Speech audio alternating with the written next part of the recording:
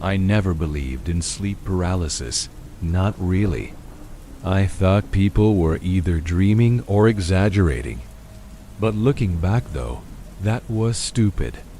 You don't understand it until it happens to you, and by then, it's too late. That's when you know some things aren't just in your head.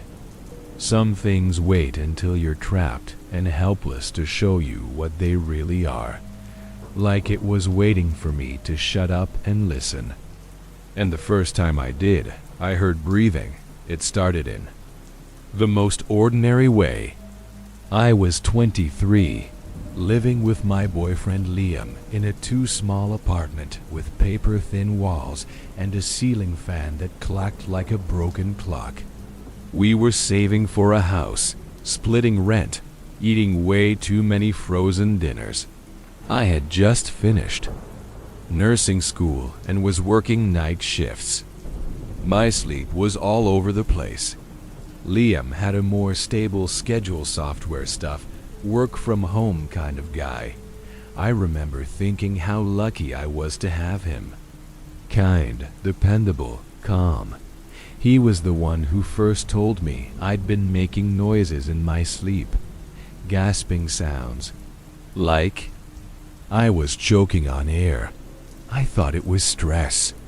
I'd come home around 4 a.m. some nights and knock out cold. I figured the pressure of the job was messing with me. But Liam said it was more than just noise. He said my eyes would flicker open, but I wouldn't respond to him. Just lie there with this tight look on my face, like I was trying to scream. I laughed it off. Maybe I'm dreaming of work, I told him, or code blues. He didn't laugh. He started sleeping with a small lamp on. I didn't think much of it then. It actually helped me wind down, having that warm little glow. The first time I really noticed something was off, I'd just come home after a double shift. I remember tossing my scrubs into the laundry basket and curling up on the couch instead of our bed. The bedroom felt tense, hard to explain. Like walking into a room after someone's been arguing. It wasn't cold or dark or anything obvious, just wrong. But I was too tired to care. I blinked, and the next thing I knew, I was frozen. I was on my back, my arms pinned at my sides like they'd been tucked in by someone. I couldn't move my head, not even a twitch. I tried to scream, but only heard this weak wheeze leave my throat. It was like my lungs were filled with syrup. My eyes were open, wide open, and I could see the light from the lamp bleeding across. The ceiling, the fan clacked overhead. Then came the sound. Wet breathing, close. Too close, It wasn't coming from beside me. It was right over me. Inches from my face. The inhale was shaky, and the exhale came with this sticky clicking sound, like someone pressing their tongue to the roof of their mouth. Over and over. I couldn't see it, but I could hear it, feel it. The worst part was the pause, right before the breath came again, like it was watching me. Sniffing. When I woke, I was drenched in sweat. The couch cushion was soaked through. Under my back. Liam came out of the bedroom and asked if I was okay. I told him I had a nightmare. That's all I said. But something about the way he looked at me made my stomach turn. Like he didn't believe it was just a dream. After that night, it kept happening.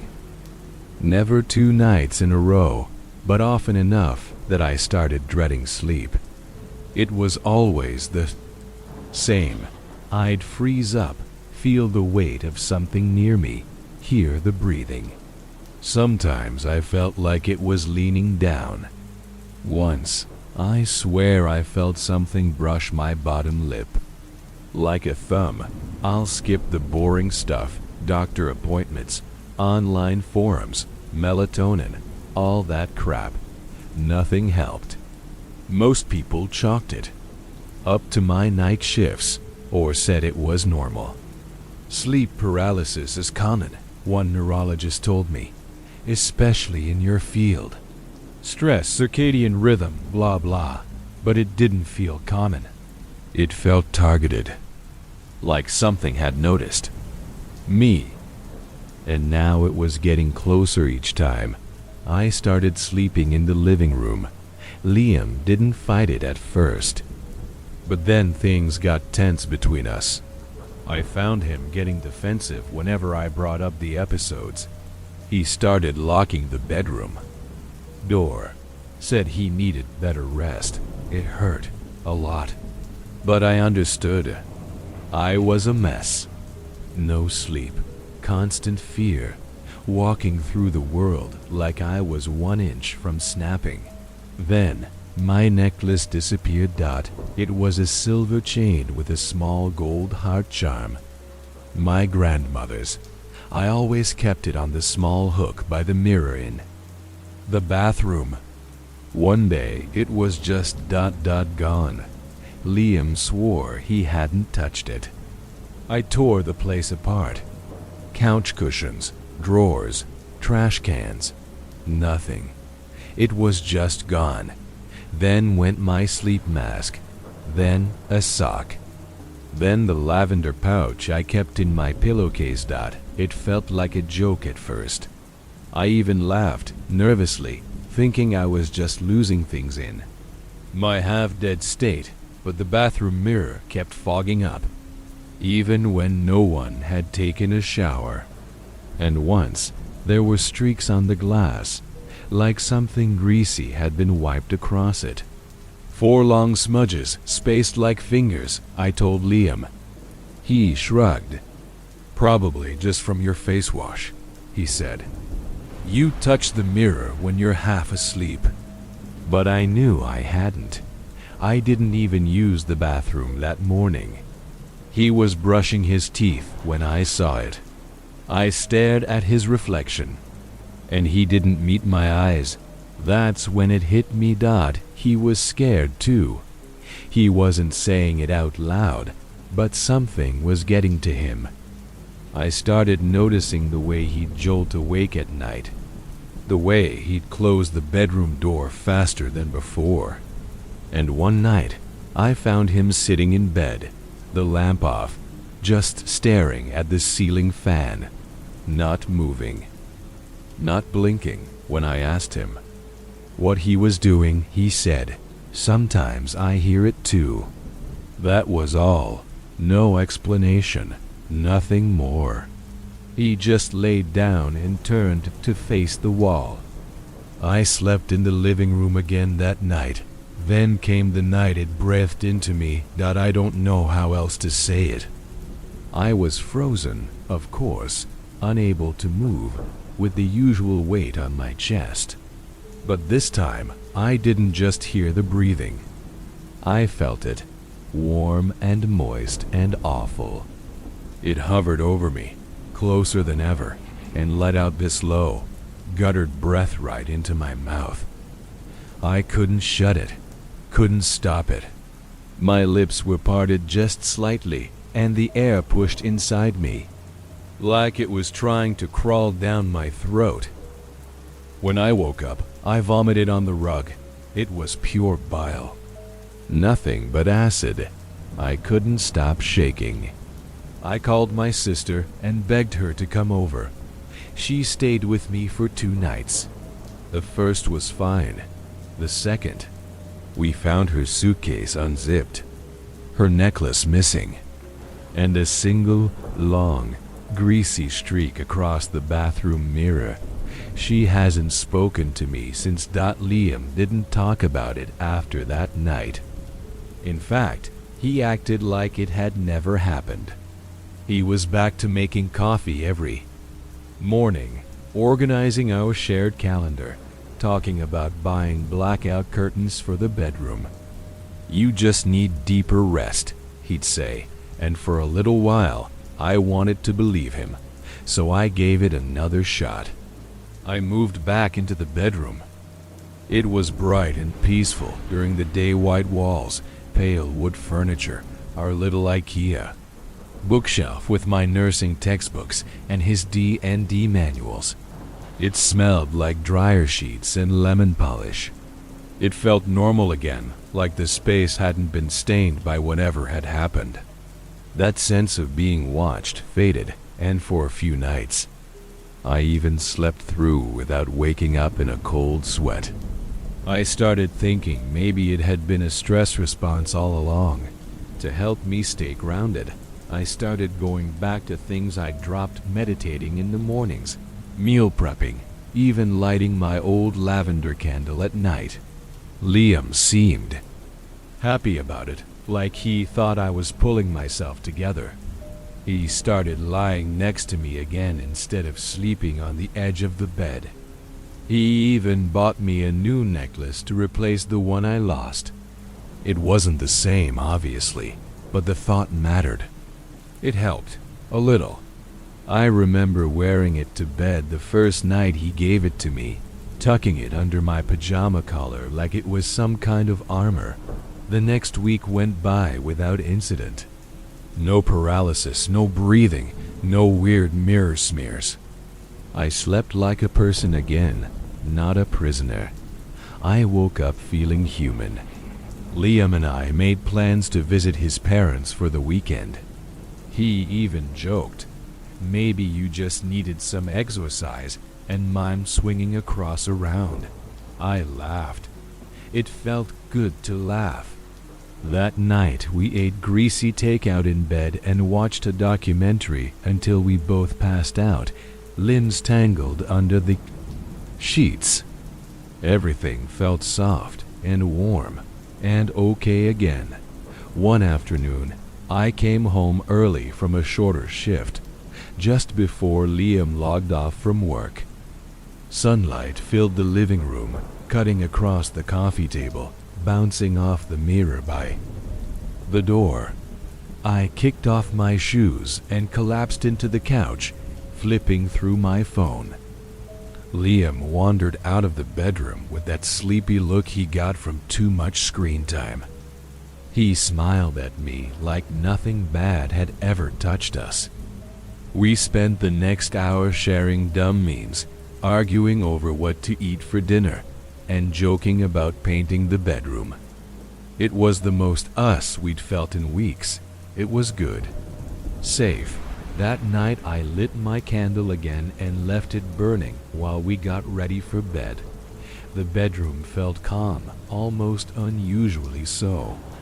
No hums, no clicks from the ceiling fan, no weird shadows in the corners, just quiet. I crawled under the blanket while Liam brushed his teeth. The sheets were cool, freshly washed, and smelled like the linen spray I used on laundry days. I remember thinking how peaceful everything felt. I let myself drift off naturally, no anxiety, no dread. Just normal, quiet sleep. When I opened my eyes, the room was still. The candle had burned down to a stub, casting faint, gold light against the ceiling. The fan was off. Everything was still. I wasn't paralyzed. Not yet. I just woke up for no reason. I rolled over and checked the clock. 3:12 and Liam was asleep beside me, breathing soft and slow. I reached for my water bottle and took a sip, stretching a little. My body felt heavy, but in that good, sleepy way. I remember whispering to myself, "This is good," as I sank back into the pillow and let my eyes close. The next morning, I woke up fully rested for the first time in weeks. No missing objects, no strange feelings, no slime on the mirror. Liam was already up, sipping coffee and scrolling through his laptop. He looked over and smiled, asked how I slept. I told him. It was the best night I'd had in months. He seemed relieved. Said he had a weird dream but couldn't remember what it was. I brushed it off and made breakfast while humming along to a playlist. For once, everything was just light. I thought we were past it. I thought whatever had been happening was finally over. That weekend we visited his parents, just like we planned. His mom made pot roast, and his dad showed us his new smoker. It was boring in the best way. We played board games, got scolded for staying up too late, and took a walk around their quiet neighborhood. At night, we slept in Liam's old childhood room, where posters of metal bands still clung to the walls, curling at the corners. I joked about how creepy his room was, with all the old trophies and faded furniture. But even then, even in that weird, creaky space, I didn't feel afraid. If anything, I felt more like myself than I had in weeks. I didn't freeze up. I didn't hear anything, not even a whisper. It was like someone had flipped a switch and let me breathe again. We stayed for 2 nights. By the time we got back to our apartment, I felt like I'd gone on vacation. I remember flopping onto our bed and sighing, stretching like a cat. Everything smelled a little stale, like no one had been living in this space for a while. I opened a window, sprayed some air freshener, and started unpacking. That's when I noticed something. My new necklace, the one Liam had given me, wasn't on the nightstand where I always left it. I checked the drawer. Nothing. I checked the bathroom. Sink. Still nothing. I didn't say anything to Liam at first. I just walked through the apartment, retracing every step from the moment we got back. He came out of the kitchen and saw the look on my face. "What's wrong?"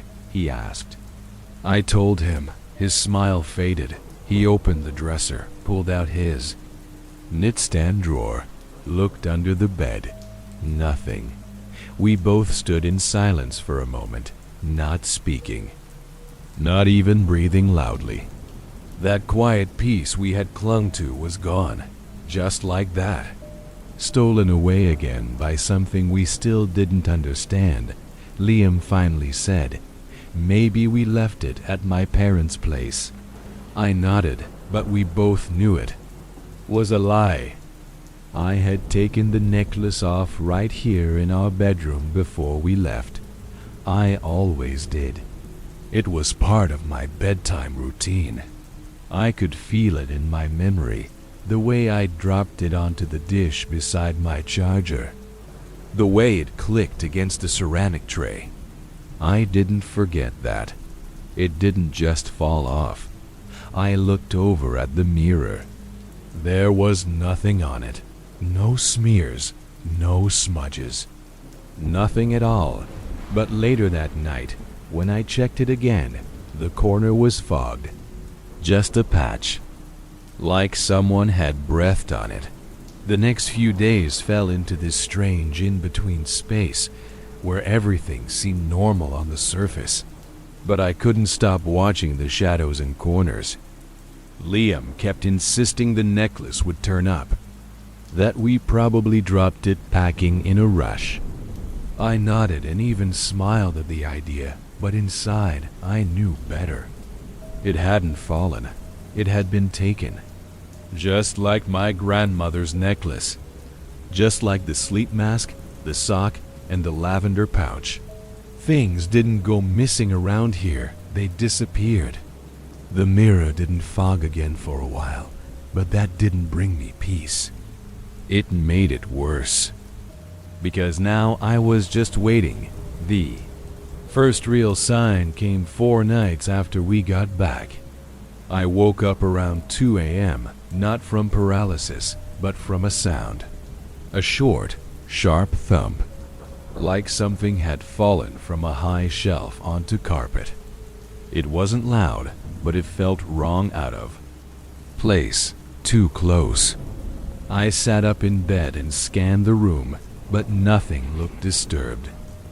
The candle stub from last week still sat unburned on the dresser.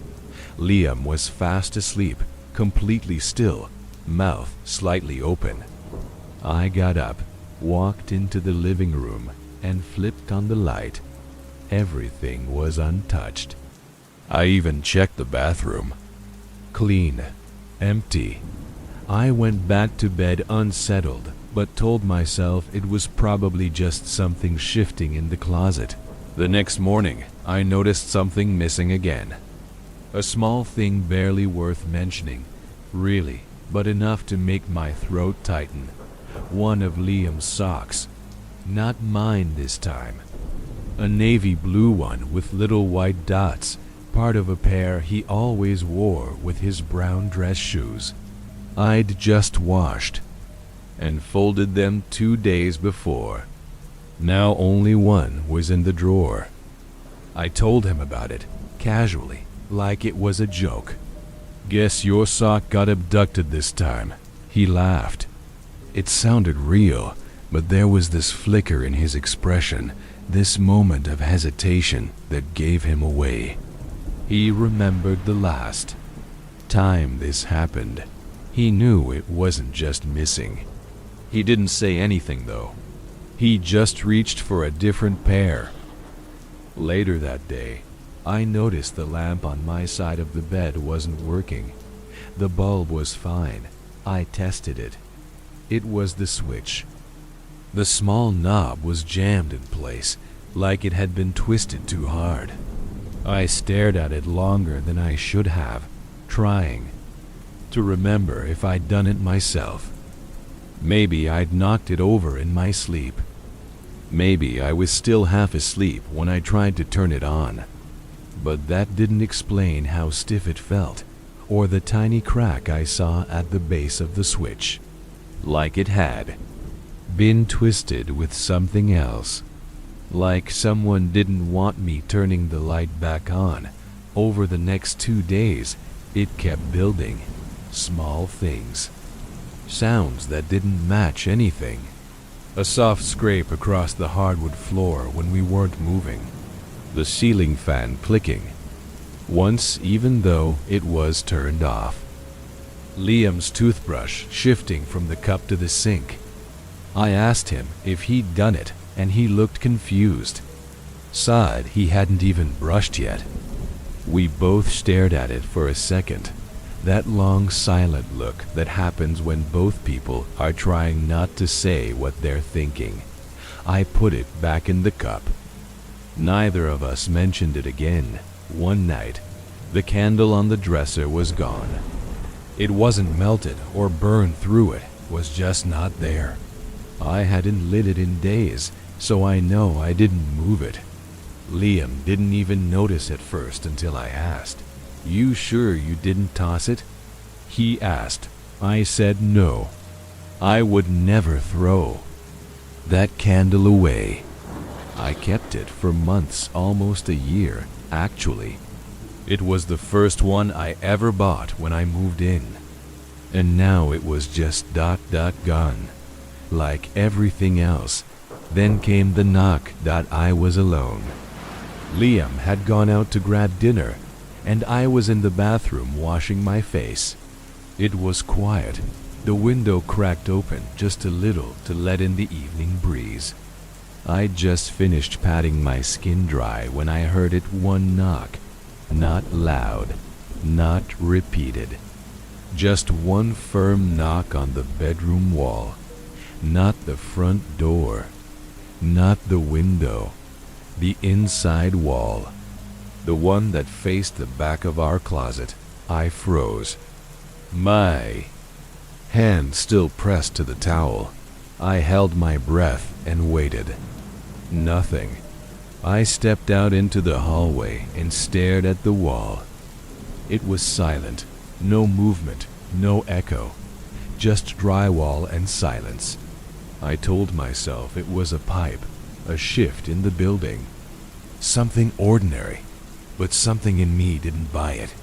My instincts were screaming, even if my brain kept trying to smooth things over. That night I brought it up to Liam and watched the color drain from his face. "Which wall?" he asked. I pointed. He didn't say anything else. He just nodded, turned off the kitchen light, and said we should sleep with the door closed tonight. We hadn't done that in weeks. We'd been leaving it open to let air circulate. But something about the way he said it flat, mechanical, like he was reading from a script, made me follow his lead without question. That night, I kept the hallway light on. When I woke up paralyzed again, the light had been turned off. My eyes snapped open, and I knew immediately. The pressure in my chest, the tingling in my limbs, the stillness in the room that didn't feel natural. The hallway light, which had spilled softly under the crack of the door, was gone. I could still see faint outlines in the dark shapes, edges of furniture, Liam's motionless body beside me, but everything was too quiet, too flat. I tried to move my fingers. Nothing. I tried to make a sound. Only my throat clicked, and then the breathing started again. It was slower this time, more deliberate, like it was taking its time, like it knew I was awake. It wasn't above me, though. Not this time. It was beside me, on the other side of Liam. I couldn't see over him, but I heard it. Close, low, thick. The way someone sounds when they're inches from your ear and whispering through a mouth full of spit. Each breath was steady, each exhale longer than the last, and it was moving. Not with footsteps, there was no sound of steps, but with presence. Like it was floating in a straight line around the bed. When I finally snapped out of it, I let out a scream so loud Liam bolted upright. The lamp still wouldn't turn on. He turned on his phone flashlight instead and scanned the room. There was nothing. No sound. No sign of anything. But the hallway light was still off, and neither of us had gotten up. I barely slept the rest of the night. I sat on the edge of the bed with a mug of tea, staring at the mirror across from me. Still no fog. Still no smears. Just my tired face staring back. But I kept thinking about the breathing. How close it had been. How it seemed to know where I was. Like it could track me in the dark. I checked the closet before the sun came up. Not sure why. Maybe out of spite. Maybe out of some foolish need to find proof. Nothing was disturbed. But in the far back corner, behind the shoe rack, I found a sock. Not Liam's, mine. The same one I'd lost weeks ago. Rolled into a tight little ball, damp with something I couldn't name. I didn't tell Liam about the sock. At that point, I was holding things back, afraid to sound crazy, or worse, to see confirmation in his face that he already knew. I washed it silently and stuffed it into the bottom of my drawer like nothing had happened. But from then on, every corner of the apartment felt off. I couldn't put my finger on it, but the air itself felt heavier, more electric, like static before a storm. The closet door started opening by itself, not wide, just an inch or two, but always overnight, and always facing toward the bed. I'd wake up and see it cracked open, even after checking it before sleep. I tested it to see if it was the AC or a crooked hinge, but it only ever happened while we slept. Never while we were awake, never when we watched it. Like it waited for our eyes to close. Liam started talking in his sleep again. At first, it was soft murmurs nonsense, half-formed words I couldn't make out. But one night, I woke to a low whisper coming from his side of the bed. At first, I thought he was on the phone, but when I turned, his back was to me and his phone was face down on the charger. I listened closely, straining to understand. It was rhythmic, like a chant or a countdown. His lips were barely moving, but I could hear breath behind the words. 3, 6, 7, 2. The cadence made no sense, and his voice didn't even sound like his. It was hoarse, thick like it was coming through water. I touched his shoulder, and he jolted awake, looking around the room like he didn't recognize it. I asked if he remembered anything. He just shook his head and said, "Bad dream," before pulling the blanket over his face. I didn't sleep. The rest of the night, around that same time, I started feeling watched in the shower. It's dumb, I know, but the feeling was so specific, like eyes were locked on my spine. I'd be shampooing my hair and suddenly feel breathless, dizzy, like someone was inches from the other side of the curtain. I started pulling it back mid-rinse just to check. Nothing. But the mirror would fog wrong patches instead of a smooth film, shapes that didn't match mine. Once, I wiped it and thought I saw someone standing behind me for just a second before. The reflection adjusted. I nearly slipped trying to turn around. No one was there. But I stopped using that bathroom for a while after that. I moved my skincare stuff into the kitchen. Liam didn't ask why. He just started brushing his teeth out there too, using the stainless steel sink like it was no big deal. The apartment was small, so it wasn't hard to adjust. But it felt like both of us were dancing around something, avoiding certain rooms, certain hours. We barely made eye contact at night anymore. It was like we'd both quietly agreed not to talk about the thing creeping into our space. But even silence wasn't safe anymore. One night, around 3 a.m., I heard footsteps. Not upstairs, not next door, inside, on our floor.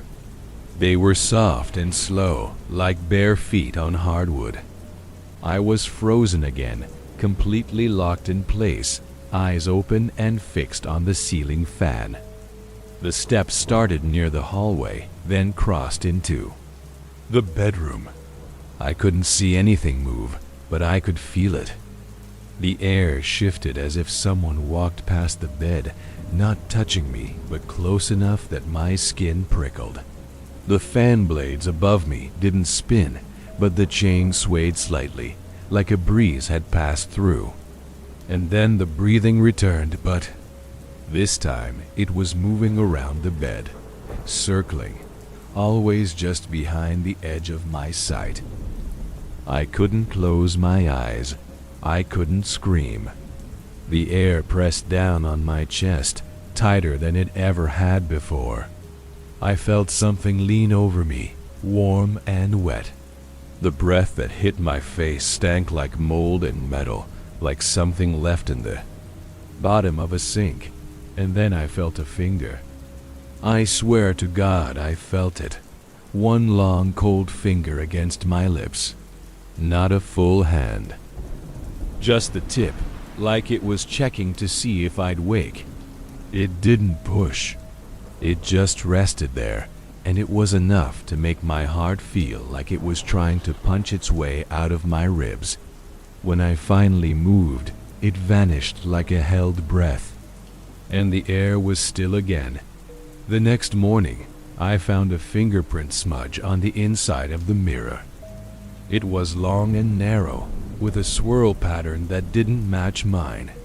I called out for Liam, and when he saw it, he just stared. "That's not mine," he said, like he was waiting for me to say it was a prank or some weird joke. But I just nodded. "We didn't clean it." Neither of us could bring ourselves to touch it. It stayed there for 2 full days before fading like it had never been there at all. I started staying awake until sunrise. Liam did too. We'd sit on the couch with the TV on low volume, pretending to watch reruns while both of us stared off, twitching at every sound. I caught him one night sitting completely still, not blinking, with his eyes fixed on the corner of the ceiling. "It moved again," he said, and when I asked what he meant, he said nothing else. Just stood and walked into the bathroom, closing the door slowly behind him. I began to dread sleep like it was a death sentence. I'd cry just lying down. My body ached from exhaustion, but I refused to close my eyes. I started drinking again, just a little, enough to take the edge off, but even that didn't help. The paralysis came anyway, and the breathing grew heavier, more impatient.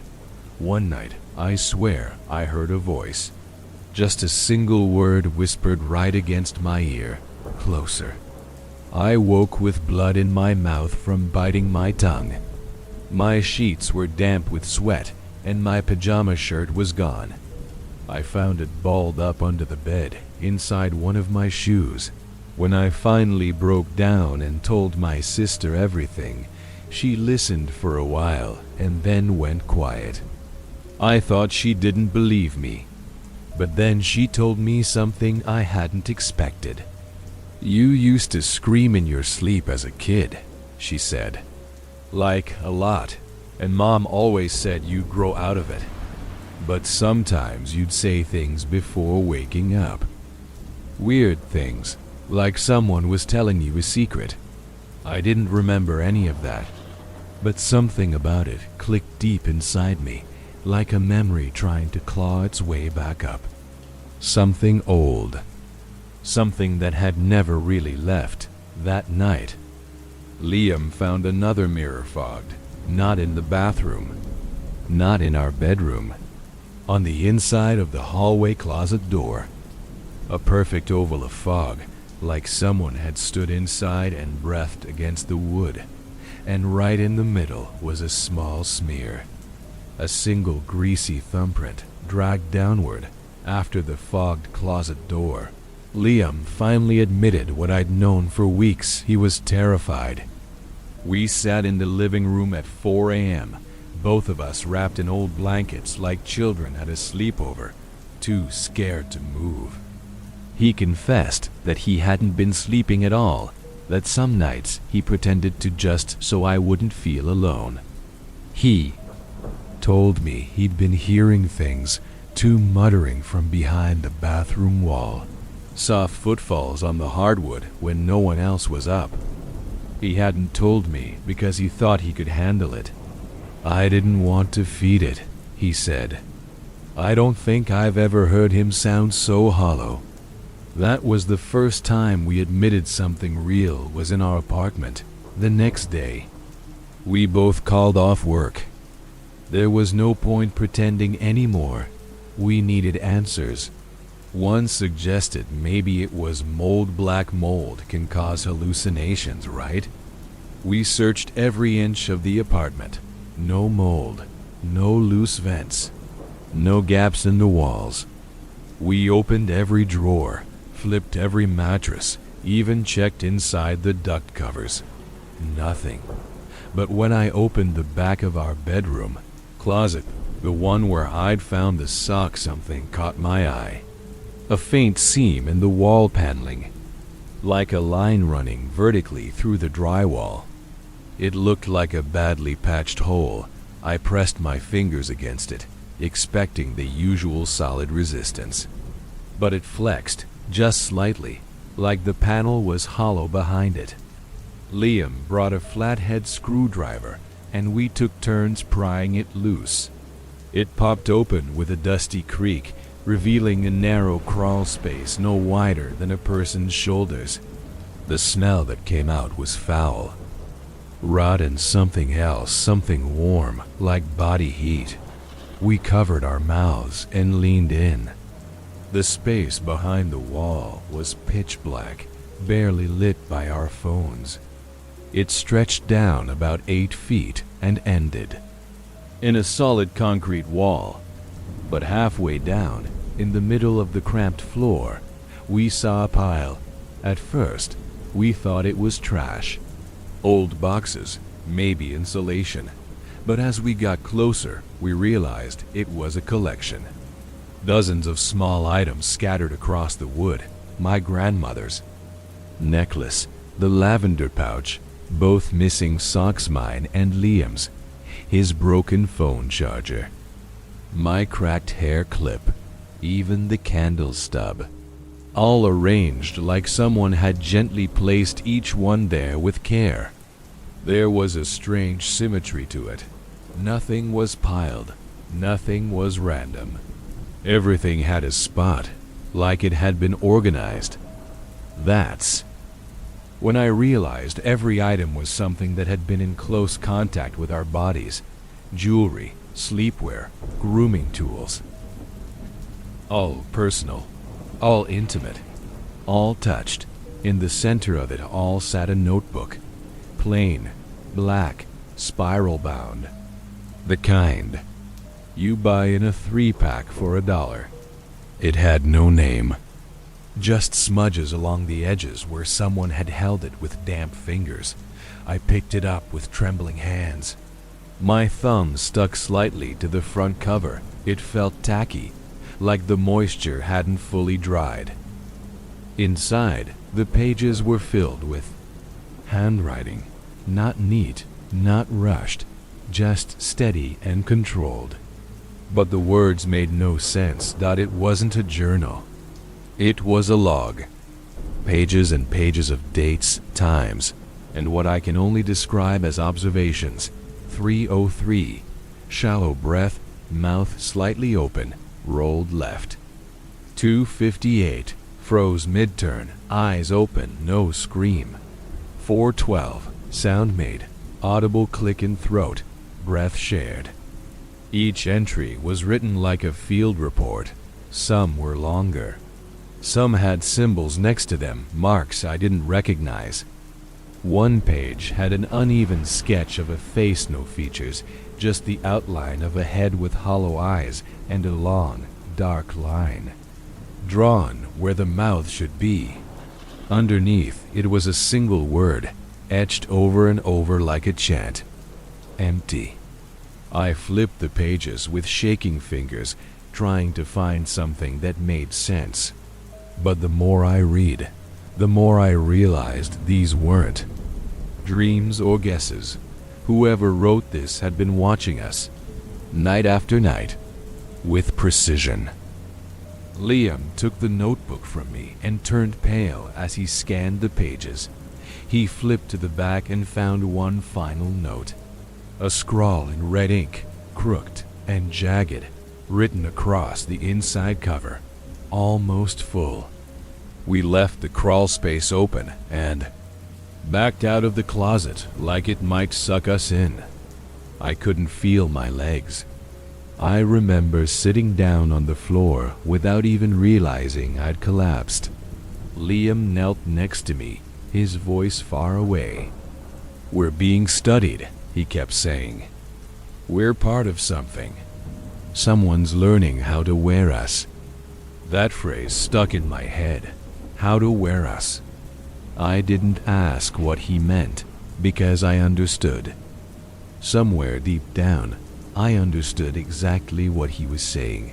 It wasn't just watching us. It was trying to become us. We slept in shifts that night, or we tried to. I stayed up with a knife from the kitchen and watched the hallway. Liam slept with the notebook beside him like a shield, like having it near might give him a warning. But sometime around 5 a.m., I blinked, and when I opened my eyes, I was paralyzed again. But it was different this time. I wasn't in bed. I was on the floor, outside the closet. My head was tilted at an angle, like my neck had been turned too, far, I could see the open panel and the dark crawl space beyond. And standing in the middle of it, just barely visible in the dim blue morning light, was a figure. Not tall, not short. Its head touched a low ceiling, bent slightly forward. It had no face, just skin pulled tight where features should have been. Its hands were pressed against the frame, long fingers stretching along the wood, and it was breathing loud and wet. I felt the pressure before I heard the sound, a shudder that moved through the floorboards like a pulse. My heart raced, but I couldn't move. Then it took a step forward. That broke the paralysis. I scrambled back so fast I knocked over the lamp. Liam shot up, eyes wide, reaching for me. "What happened?" he asked, grabbing my arms. I couldn't speak. I just pointed. But the crawl space was empty again. No sound, no figure. Just the notebook, which now sat open on the floor. And there was something written in it that hadn't been there before. A single word, freshly written in black ink. Ready. We didn't stay in the apartment after that night. Liam and I packed the essentials, wallets, keys, phones, one overnight bag each, and drove to a motel at the edge of town. Neither of us spoke much during the drive. The silence between us wasn't awkward, just thick, heavy with the knowledge that something had moved past watching us. It had started copying, studying, and now it was ready. Ready for what exactly, we didn't know, but neither of us wanted to find out. The air in the motel room felt dry and safe. The wallpaper peeled in the corners, and the bed creaked when we sat, but that space was still a relief. There were no mirrors in the room, just a single mounted TV and a dusty window that faced the parking lot. That absence felt like a gift. We didn't even turn the lights off. We sat with the glow of the bedside lamp washing everything in a tired orange haze and waited for morning. Around 10 a.m., we drove straight to the leasing office. The woman behind the counter, Cheryl, had platinum blonde hair and long red nails. That clicked against her keyboard as she pulled up our unit. We told her, carefully at first, about the strange crawl space and the things we'd found inside. She laughed, assuming we were describing some kind of animal infestation. When we mentioned the notebook, she paused, then leaned in slightly, her voice lowering. "Oh, you're in 3C. The way she said it flat and resigned made my stomach twist. I asked what that meant. Cheryl gave us a tight smile, then looked down at her desk and tapped her pen for a long moment before replying. "You're not the first tenants to complain about that unit," she said. "It's an old building. These walls hide things, but you shouldn't have gone into that space. You're not supposed to open those." Liam asked what she meant, pushing harder now. She glanced around the office and finally told us that years ago, before the place was remodeled, a tenant in 3C had reported seeing a person an exact version of herself standing at the end of the hallway during the night. Another tenant, before that, had written dozens of letters to the landlord about the breathing thing in the walls. And one woman, the last occupant before us, had been found in the closet, catatonic, with claw marks on her face. "She's in a care facility now," Cheryl said, almost like it was just a trivia fact. But she never talked again after that night. We asked why she never told us, why that information wasn't part of the rental process. She gave us the usual lines. "It's not legally required. We can't confirm anything people say." all kinds of things when they don't want to pay rent. But her face betrayed her. She knew something was in that unit, and she knew it stayed quiet until someone disturbed it. I asked her flat out, was there ever anything found behind the walls? She hesitated, then said, sometimes maintenance finds items in the ducts or under floorboards, personal things, but it's probably just from past tenants. Then she added, but it doesn't like to be watched back. So if you found its notes, it probably found you too. We left without pressing further. There was nothing she could offer us that would make us step back into that apartment. We agreed to break the lease and moved in with my sister temporarily. Her guest room was cramped and filled with dusty exercise equipment, but we were safe. There at least for a while. For the first few days, everything was quiet. No fogged mirrors, no missing objects, no sleep paralysis. Just the usual background noise of an old house, groaning pipes, shifting walls. Nothing that made our skin crawl. We started trying to act normal again. Cooking, watching TV, brushing our teeth in the same room without flinching at our reflections. It felt like we had pulled ourselves back from the edge. But it didn't last. One evening, I woke up to a low buzzing sound. At first, I thought it was my phone vibrating, but it wasn't. It was deeper, coming from the closet. Not loud, but steady. I got up and slowly opened the door. The sound stopped. Nothing inside had moved. My bag sat in the corner, zipped shut. But when I checked it, the notebook was missing. I knew I hadn't brought it with me to my sister's house. We left it in the crawl space. Liam swore it never left the floor of the apartment. But somehow it was here. When I told him, he went pale. We searched every drawer, every bag, the trunk of the car. Nothing. I even asked my sister if she'd seen a black spiral notebook lying around. She hadn't. But that night, her bathroom mirror fogged in one perfect circle and stayed that way until morning. We tried to ignore it, tried to write it off as a coincidence. But that was a lie we couldn't hold on to for long. The paralysis returned. This time, it came for Liam.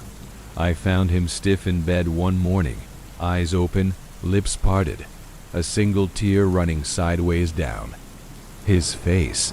I shook him and shouted until he came back. When he finally moved, he gasped like he'd been drowning. Then he told me he'd seen me standing at the foot of the bed. Not the real me. A second version. Face down, hair limp, unmoving. It was wearing your skin, he whispered. But it didn't know how to hold your mouth right. Like it hadn't figured it out yet. He didn't sleep again for days after that. We called in a priest, then a psychic, then a paranormal investigator we found through some dusty blog. All of them said the same thing in different ways. Something had latched onto us, and it wasn't tied to the apartment. It had followed us. Maybe it always had been following, feeding, learning.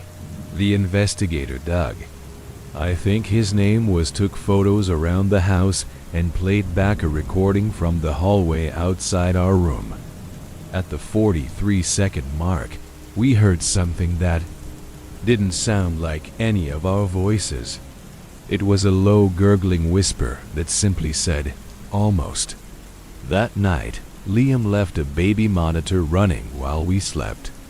He set it on the nightstand between us and synced it to his phone. Around 2:47 a.m., it picked up a new sound, breathing, but not ours. This was louder, deeper, and came in at uneven intervals, like something learning how to inhale. Then came footsteps, slow and dragging across carpet. We woke to the sound of Liam's phone vibrating with the live audio feed, and for one terrifying second, we both swore we saw a shape crouched at the far side of the room, not walking, not standing, just crouched, watching. We left my sister's house the next morning, apologized, lied about needing space, and checked into another motel one town over. But no matter where we went, the presence followed. Every room with a mirror would fog. Something would go missing. We'd wake up paralyzed in strange poses, limbs twisted like they'd been moved mid-sleep. I once found my toothbrush broken in half, the bristles soaked with something brown and foul. We were being unmade. Bit by bit, night by night. Something was replacing us from the inside out, and we didn't know how to stop it. It's been 4 months since we left the apartment. I wish I could say things got better, that time and distance helped, but that would be a lie. Liam and I don't live together anymore. After weeks of moving from one borrowed couch to another, crashing in motels, and staying awake through entire nights just to feel in control, something in him broke. It wasn't loud or dramatic. One morning, he just sat at the edge of the bed, in his cousin's spare room, and said, "I can't do this anymore." He wasn't angry. He wasn't blaming me. He just looked exhausted in a way I'd never seen before. I packed my things in silence, left him a note that said, "If it stops when we split, don't come back for me." And that was that. I haven't seen him since, but I know he's still alive. Because I still feel it too. I live alone now, in a 1-bedroom on the 3rd floor of a building with no attic, no crawl space, no vents wide enough for anything to hide in. I chose it on purpose, simple, open, minimal. No mirrors except for the one above the sink, which I keep covered with a towel. I don't keep personal items out anymore. I've thrown out every candle, every necklace, every soft thing I once thought of as mine. My drawers are mostly empty. My clothes hang in clear plastic bags. The only photo I keep is one of me as a kid, before any of this started, before it found me. Or maybe it didn't find me. Maybe I was born already marked. The paralysis doesn't come every night anymore. But when it does, it's worse, sharper, like whatever it is has grown more confident, more practiced. I don't hear it breathing as much now sometimes, I think. That's worse, because instead of breath, I hear small movements. The shuffle of something dragging along the wall. The creak of my closet rod flexing, like weight has been added. And once, I swear I heard it humming, not a song, not a melody, just a low vibration, like someone trying to copy the sound of a voice without understanding pitch or tone. It filled the room in a way that made my bones hurt. That night, I woke up with my bed sheets folded back neatly and my pillow on the floor. My mouth was dry, and my lips were cracked like I'd been sleeping with them parted for hours. But the worst part was the faint taste in the back of my throat.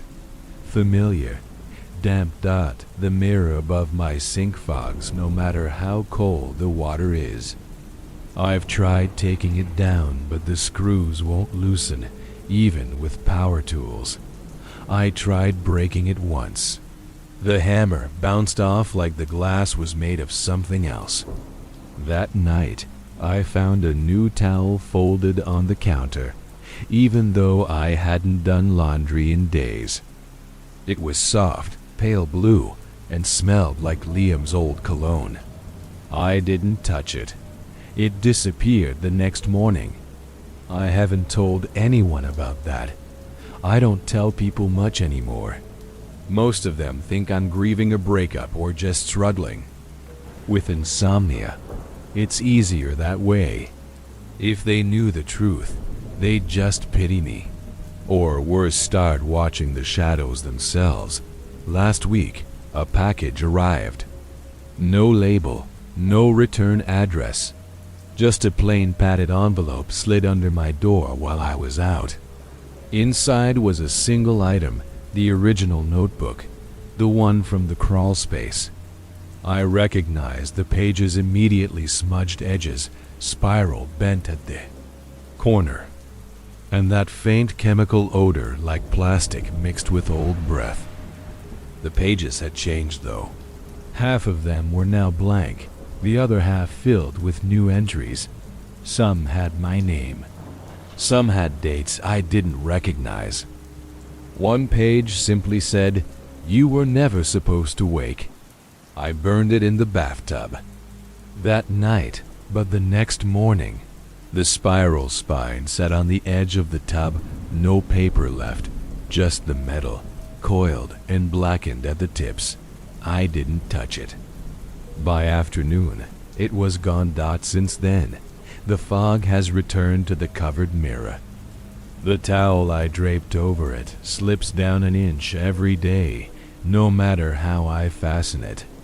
I've started to dream of breathing again. Not this sound, but the feeling of it, like someone inhaling through my nose while I sleep. I wake with headaches. That pulse behind my eyes and the inside of my cheeks feel raw, like I've been clenching too tightly. Yesterday, I noticed something in my laundry. A sock, blue with tiny white dots. Liam's, folded perfectly inside my pillowcase. That was the first time I cried in weeks. I know I'm not alone anymore, even when I am. I keep the lights on, the windows locked, the TV running white noise. I no longer sleep in darkness. But I still wake up frozen, limbs splayed, heart pounding, mouth open. Sometimes I feel it so close I swear it's lying beside me, waiting for me to stop pretending I'm not aware. Waiting for me to let it in again. I don't scream anymore. I just listen. I think that's what it wants. Attention, submission, or maybe understanding. But a few nights ago, something changed. I was lying in bed, not asleep, not yet paralyzed, when I heard the knock. A single, soft knock from inside the wall next to my headboard. I didn't move, didn't breathe. Just listened. Then it whispered. Not in the air, not in the room, but inside my own head, as clear as my own thoughts. Let me wear you again. I haven't slept since. I know how ridiculous this sounds, but in my family, sleep isn't just sleep. It's tradition. We don't talk about it like most people do. Did you sleep okay? Or, man, I had the weirdest dream.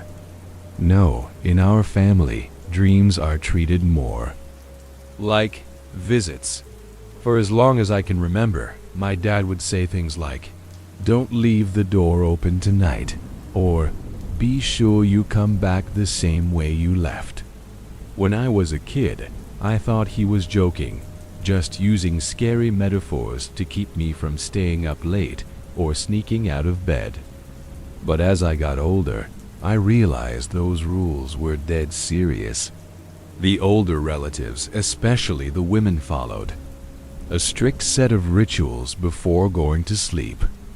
Certain herbs burned in small dishes, mirrors covered, shoes turned upside down under the bed. My aunt even taped black fabric over any reflective surface in her room. Everyone swore it was protection, not superstition. Back then, I rolled my eyes. I thought we were just eccentric. But looking back now, I should have listened. The signs were all there. The last family gathering I went to before things got bad was my cousin Mella's birthday. We were all crammed into my grandma's old Victorian house in upstate New York. It was the kind of place that creaked every time someone breathed too hard. Big staircase, heavy wooden doors, tall mirrors in every hallway, covered with sheets unless there was company. I remember teasing Mela about it when I was 15. She was only 12 at the time, but she was already obsessed with the rules. She'd remind me not to sleep with my palms facing upward or let my feet hang off the bed. She even made me promise to sleep on my side, facing away from the window. "They come through the panes first," she whispered once. I thought she was trying to scare me. She wasn't. She was dead serious. The strange thing was, the rest of the family just went along with it. No one questioned her. Not her mom, not our uncles, not even grandma. There was always this quiet, unspoken agreement in the house. Whatever you do, don't mock the sleep rules. My dad especially enforced them hard. He had this old camcorder he used to set up in the corner of the room I slept in. He told me it was for my safety, but never explained what he meant. Once, I snuck a peek at one of the tapes he'd locked in his room. The footage was grainy and dark, but I saw myself clearly sitting up in the middle of the night and turning my head slowly toward the camera. My eyes were wide open, but I looked empty. The expression on my face was blank, like I wasn't even inside my own head. I shut the tape off and never brought it up again. Now that I'm older, I've come to understand that sleepwalking isn't the same in our family. It's not just unconscious behavior. It's when something else gets to take a turn. I never truly believed it, not until last fall. I was 26 and living alone in a small basement studio apartment outside Boston. Cheap rent, decent privacy, and lots of quiet. I had just left my job at a real estate office and was doing odd graphic design work from home. It gave me time to sleep in, to nap during the day, to relax in a way I hadn't in years. And that's when it started again. At first, it was small things. In the apartment, not where I left them. My phone in the bathroom sink, a mug on the floor beside the couch. My shoes turned upside down under the bed. I thought I was just being forgetful. I even laughed about it to Mila over the phone. She didn't laugh back. She just said, "Don't let it get used to your skin." I thought it was a weird metaphor, but that sentence stuck with me. I started waking up sore neck twisted, legs aching like I'd been walking in my sleep again.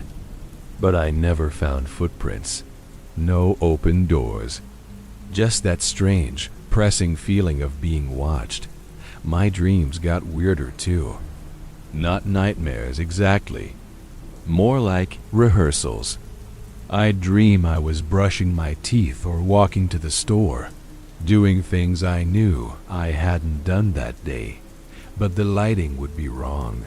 Or I'd pass a mirror and see something just slightly off, my shoulders too narrow, my eyes not blinking.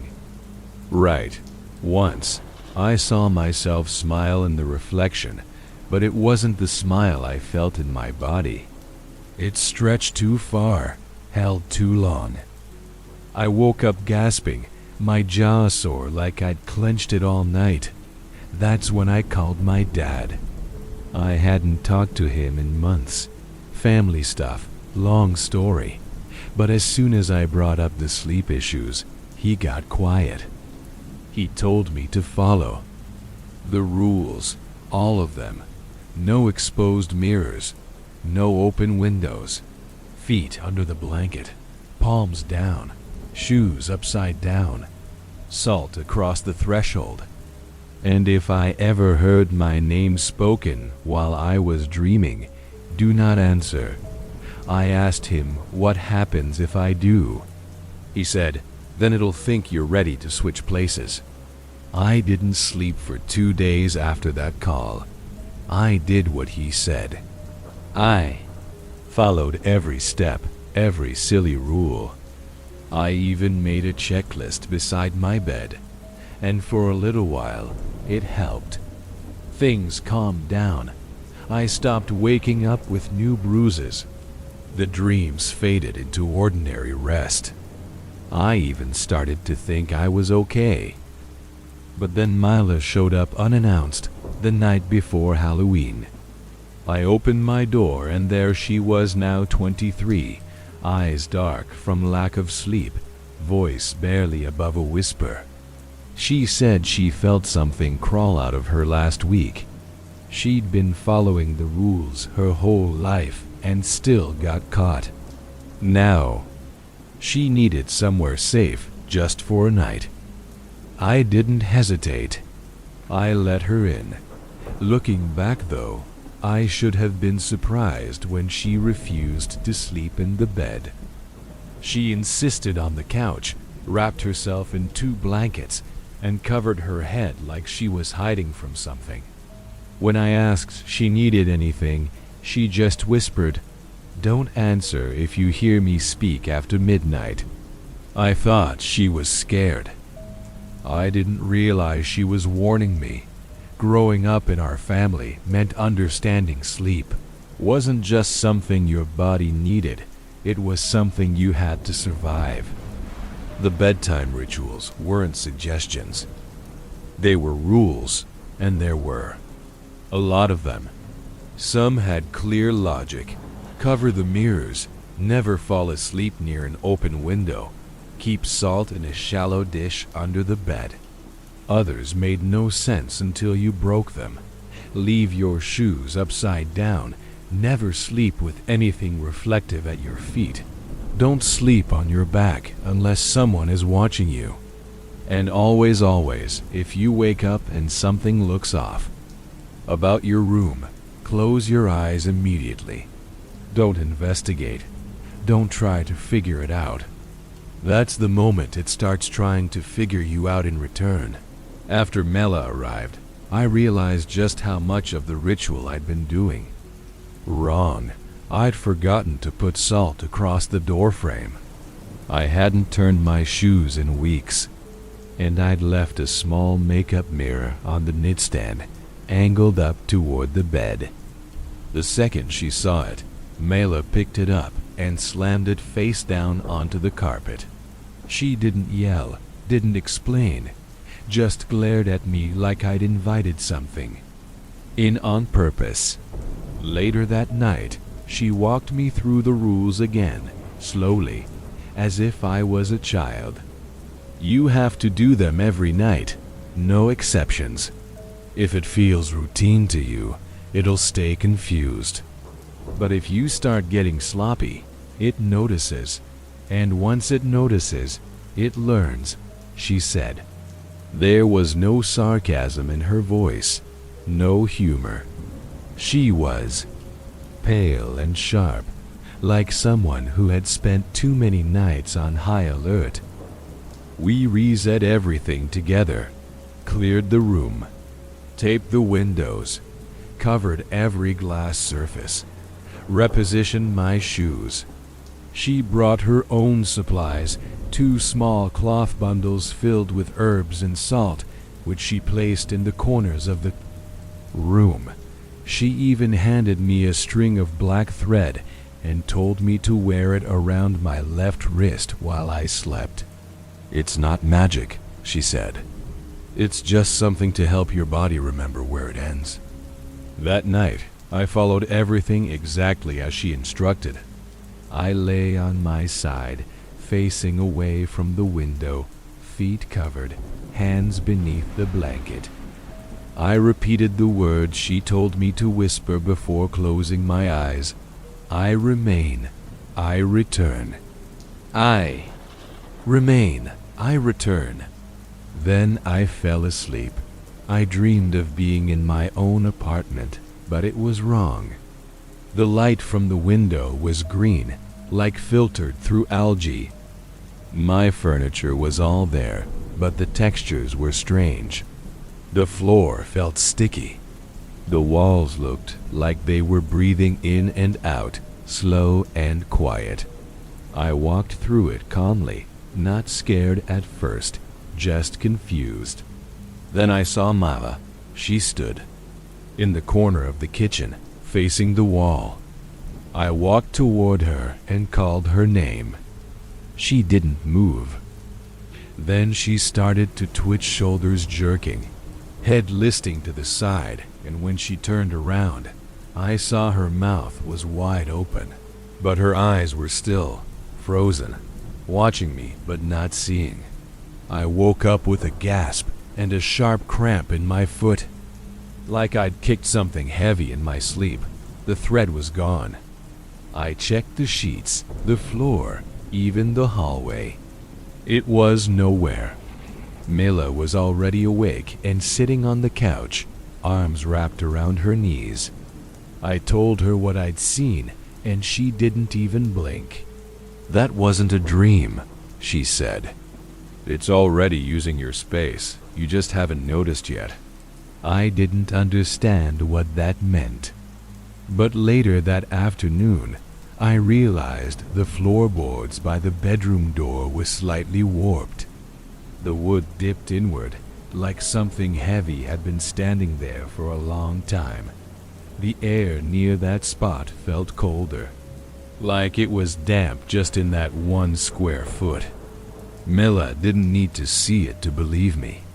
She just nodded when I told her. "It's where it waits when it doesn't know how to move," she said. "Eventually, it figures out which part of you is easiest to copy. That's when things get bad." I asked her what happened when she first noticed hers. She didn't answer right away. She just stared out the window, one hand tracing the edge of her blanket. "I used to talk in my sleep," she said finally. "Just nonsense. Gibberish. Then I started saying real things. Names, dates, places I'd never been. My mom said I once told her the exact route to a house in another state, and when she looked it up, it was real. But no one in the family had ever been there. We think it was someplace it had used before." She went quiet for a long time after that. Then she added, "It wears us like clothes. That's why the rules matter. You keep the sleeves tight, the buttons closed. Otherwise it gets comfortable. We made a plan that night to stay awake. No sleep, no risk. We set timers to move every 10 minutes, took turns walking the room, watching each other for changes. It was exhausting. Every hour felt like 3. Around 4:30 a.m., I noticed her eyes fluttering closed. I shook her gently. She woke with a start and said, "It almost took my jaw again." She rubbed her face like something had been pressing down on it. I made her eat toast and drink cold water, just to anchor herself. When the sun came up, we both passed out on the floor. Daylight seemed to keep it at bay. It always has. But we knew the nights were only going to get harder. We started seeing signs that it was trying again. One morning, we both woke up with identical bruises on the backs of our knees. Same size, same placement. Mela said, That's how it tests for balance, by bending your joints the wrong way when it tries to walk. Another time, I found a spoon, bent in half under my pillow, even though I hadn't eaten in bed. I asked her if she'd ever heard her own voice say things she didn't remember. She nodded slowly and said, yes. Once, it said my name from behind my own mouth. That sentence made my blood go cold. I began recording our sleep, setting up my phone on the nightstand. The first few nights, the footage was boring. A lot of tossing and turning, the occasional foot twitch. But on the fourth night, something changed. Around 3:22 a.m., Mela sat up in bed. Her movements were slow, almost mechanical. She turned her head toward the camera, eyes open but unfocused. Then she smiled. Not Mela's usual smile. It was too tight, too even, like it had been traced onto her face. She lifted her right hand and waved, then lay back down in the exact same position she started in. When I showed her the footage, she didn't blink. That's not me, she said. It's learning. It's almost got it. After watching that footage of Mela waving at the camera, I couldn't get the image out of my head. The gesture was so calculated, so precise, like it had been rehearsed dozens of times before it finally got it right. And the worst part was the stillness afterward, how it lay back down like nothing had happened, like it knew it had passed some kind of test. Mela wouldn't watch it again. She told me she didn't need to, that once you catch it mimicking you, it speeds up. It thinks you're paying attention, she said, and then it starts getting bold. The next night, we didn't even try to sleep. We stayed up again, pacing the room, drinking bitter coffee, and checking our reflections every hour on the hour. Mela had a small mirror with a crack in one corner she kept covered with black velvet. She said if it fogged up while you were awake, that meant it was close. We set alarms every 15 minutes, forcing ourselves to move, to speak, to be conscious of every detail around us. I printed a floor plan of the apartment and taped it to the wall. Each hour, I'd ask Mela to walk the layout and describe what she saw, just in case something had changed without either of us noticing. It sounds crazy, I know, but after everything we'd seen, it wasn't about paranoia anymore. It was about survival, because it didn't just live in dreams anymore. It had started creeping into the gaps, into the stillness, into the mirror fog and warped floorboards and subtle moments. When we let our guards down, that was the danger giving it space to try us on. 3 nights into our schedule, we decided to test something. Mela said her great-aunt once told her you could confuse it by doing something you never do in your routine. Something so out of character that it throws off the mimicry. It works best if it's harmless but totally unfamiliar. So we swapped sleeping spots. I took the couch and wrapped myself the way she usually did, blankets high, arms tucked, and she lay in my bed, hands above the blanket, facing the door. I even sprayed my pillow with the lavender mist she used just to replicate her scent. We set up the camera again and agreed to try and rest. Not fully sleep, just drift near the edge. Enough to draw it out. Maybe catch it messing up. I don't remember falling asleep. But I remember waking up, or thinking I did. The room looked exactly the same light, same hum from the radiator, but I couldn't move. I was in that strange between state, where your body is frozen but your eyes are wide open. I saw movement by the closet. A figure, tall and smooth, gliding slowly across the floor. No steps, no sound, just drifting. It looked like Mila.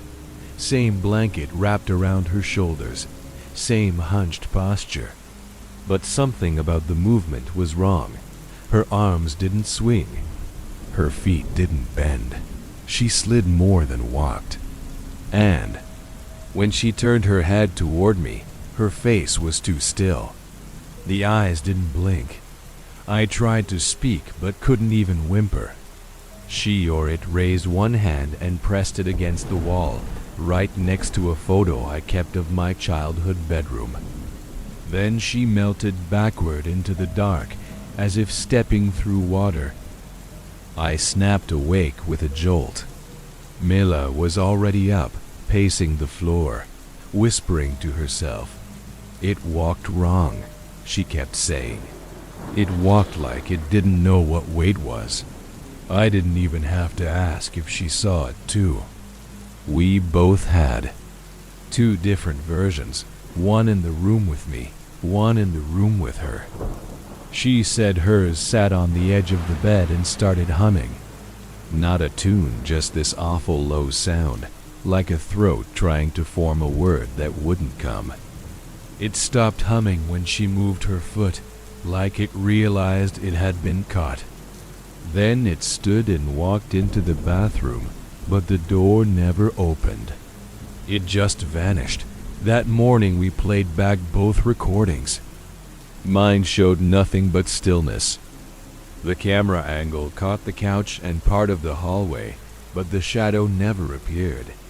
Mila's recording was different. It showed something. For about 40 seconds, the video glitched, static cutting through the frame, and during that stretch, the figure appeared at the edge of the bed, not fully visible. More like a smear in the video, a human-shaped blur, but it pulsed slightly, like it was breathing. And then it was gone. We both stared at the screen for a long time, not speaking, just listening to the hum of the radiator and the soft tick of the kitchen clock. Then Mila said something I'll never forget. It's not just copying us. It's trying to replace us slowly, one sleep at a time. It gets a little more right each night. One smile, one habit, one breath. She wasn't being dramatic. She was scared. Genuinely, bone-deep scared. And I was too. Because I had started to feel ... off. Like sometimes when I looked in the mirror. The face that looked back felt like it had a different expression than the one I thought I was making.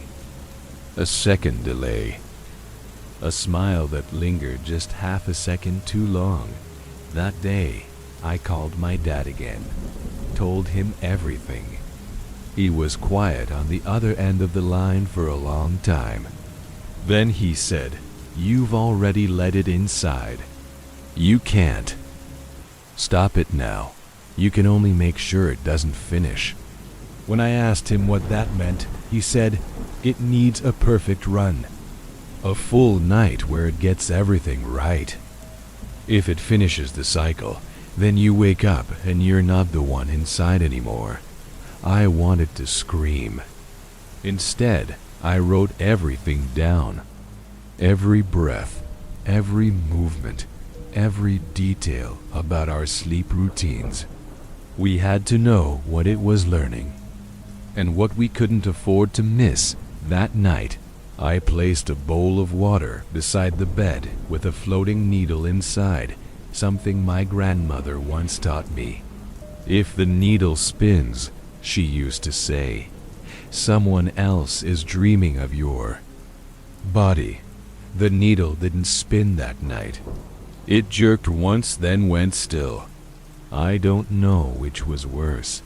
I started noticing small things in the apartment that didn't belong, slight changes that weren't obvious unless you were really paying attention. A drawer left open by just an inch. A glass on the counter that hadn't been there the night before. But it was the subtle differences in routine that unnerved me the most.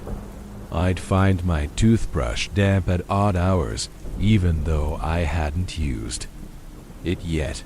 The blanket on the couch folded differently than how I'd left it. One morning, the door to the coat closet was cracked open, and a pair of shoes I hadn't worn in months were lined up neatly beside it. I asked Mela if she'd moved anything, and she just looked at me and shook her head slowly. "It's trying to make you think it's normal," she said. "It's not just inside your sleep anymore. It's waking up when you forget to lock it down." That idea chilled me. Something using my own actions as camouflage slipping through. In pieces while I wasn't paying attention. Then there were the sounds. We started hearing whispering through the walls, especially just before dawn. It never formed full words, just low, rolling syllables, like someone trying to sound human, but still getting the rhythm wrong.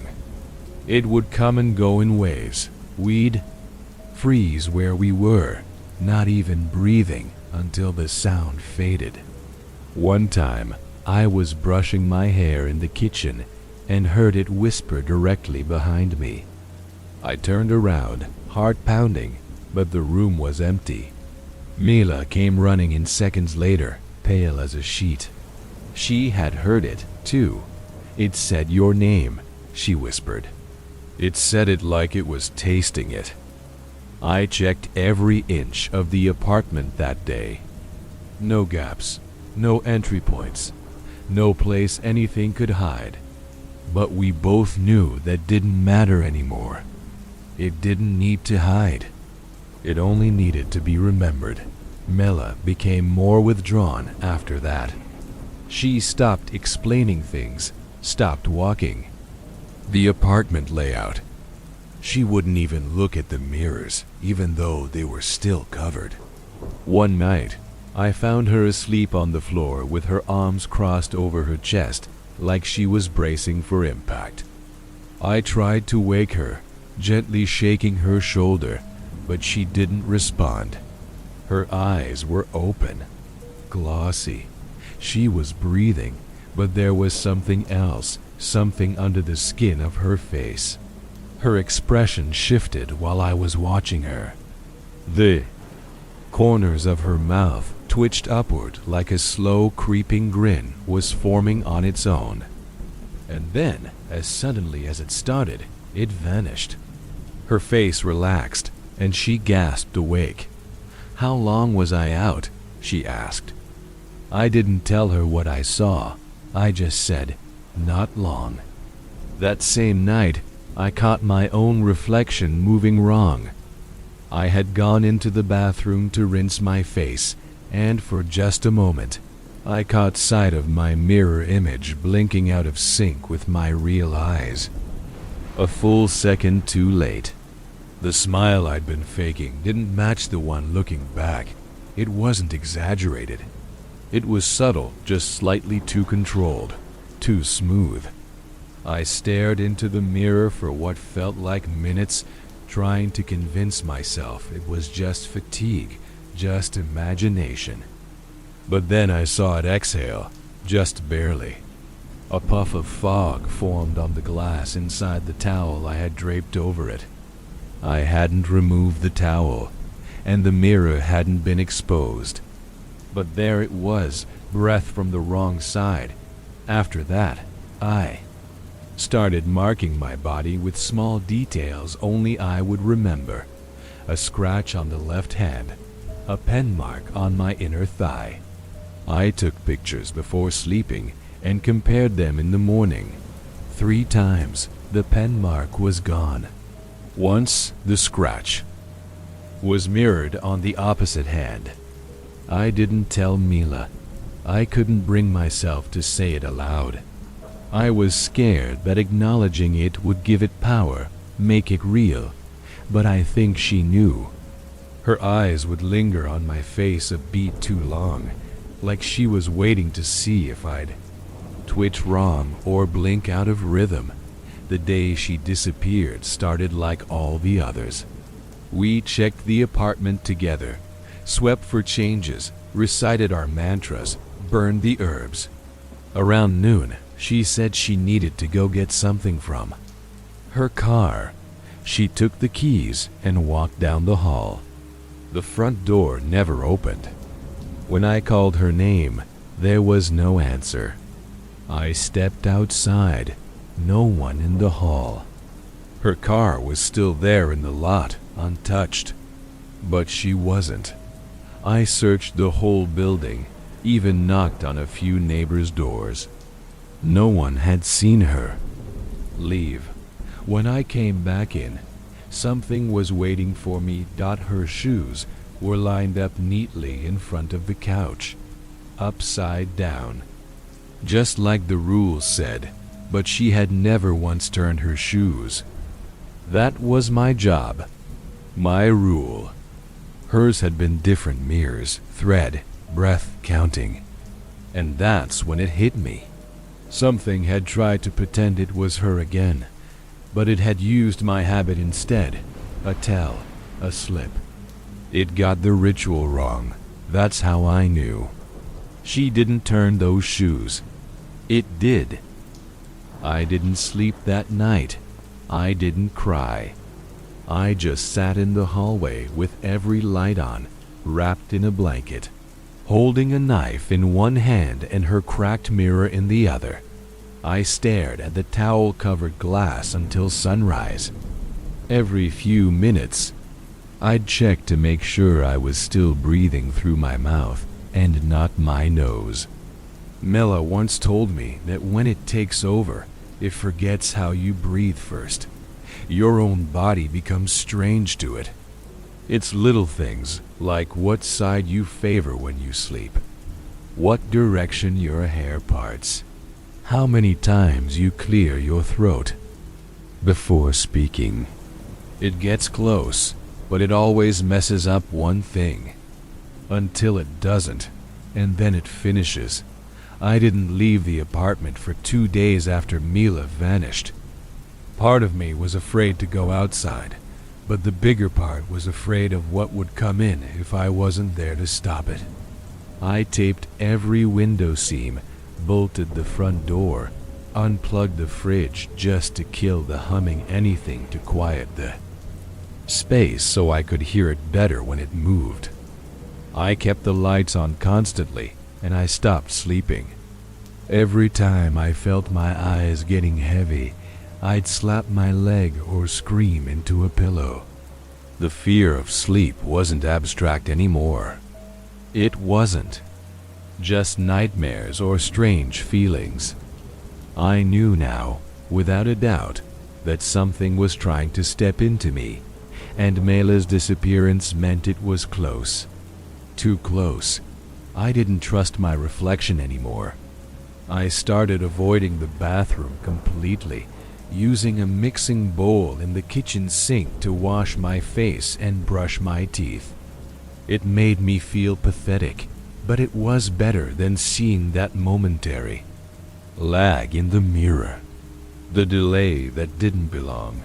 At some point, I stopped looking at clocks.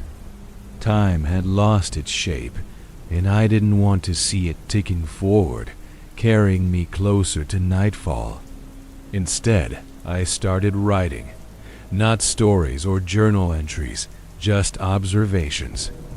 A log of my own behavior. How I stepped, how I turned doorknobs, how I opened drawers. I wrote down my breathing rhythm, the way my voice cracked when I was nervous. I counted how many times I blinked in a minute. All of it. It felt obsessive, but it grounded me. If I could list it, track it, memorize it, then maybe I'd know when something changed, when it tried to act like me again. I didn't trust my mind anymore, but I could trust what I had written. That was real. The realization hit slowly, like a leak dripping behind a wall. The thing I'd thought of as a presence, something separate, wasn't.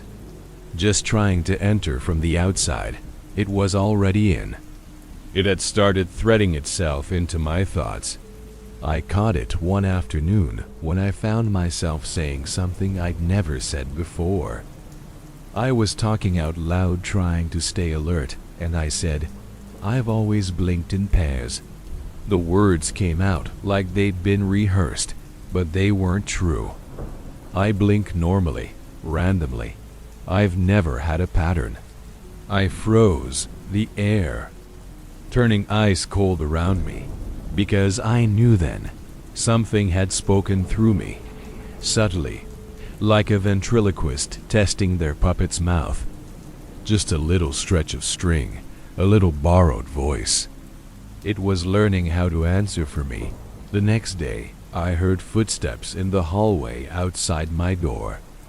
I waited, listened, then a knock, soft, 3 slow taps, not rushed, not impatient, just confident. I didn't move. After 30 seconds, I heard a voice, my own voice, say from behind the door, "It's me. Let me in. I left my key." It sounded exactly like a recording. No warmth, no hesitation, just flat. I backed into the corner of the room and grabbed a kitchen knife, whispering Mila's chant under my breath. I remain. I return. I remain. I return. I never answered. After a minute, the voice said again, "I'm you. Open the door before you forget how." Then silence. I didn't sleep that night. I didn't even blink. When I checked the door in the morning, the peephole was fogged from the inside. That's when I understood the full scope of what I was dealing with. It didn't want to scare me anymore. It didn't want me to run. It wanted me still, willing, familiar, so that when it moved, there would be no resistance, no struggle. It was like a key shaping itself inside a lock, testing every tooth until it clicked. That was the game, not possession, not invasion, replacement. If I slipped, if I missed one ritual, broke one rule, let myself believe it was really me on the other side of that mirror, it would take the final step. It would walk out wearing me like a coat, and no one would know the difference, because I'd still be there, trapped in the body it left behind. A shell, a discarded version. I started setting traps for it, little behavioral triggers.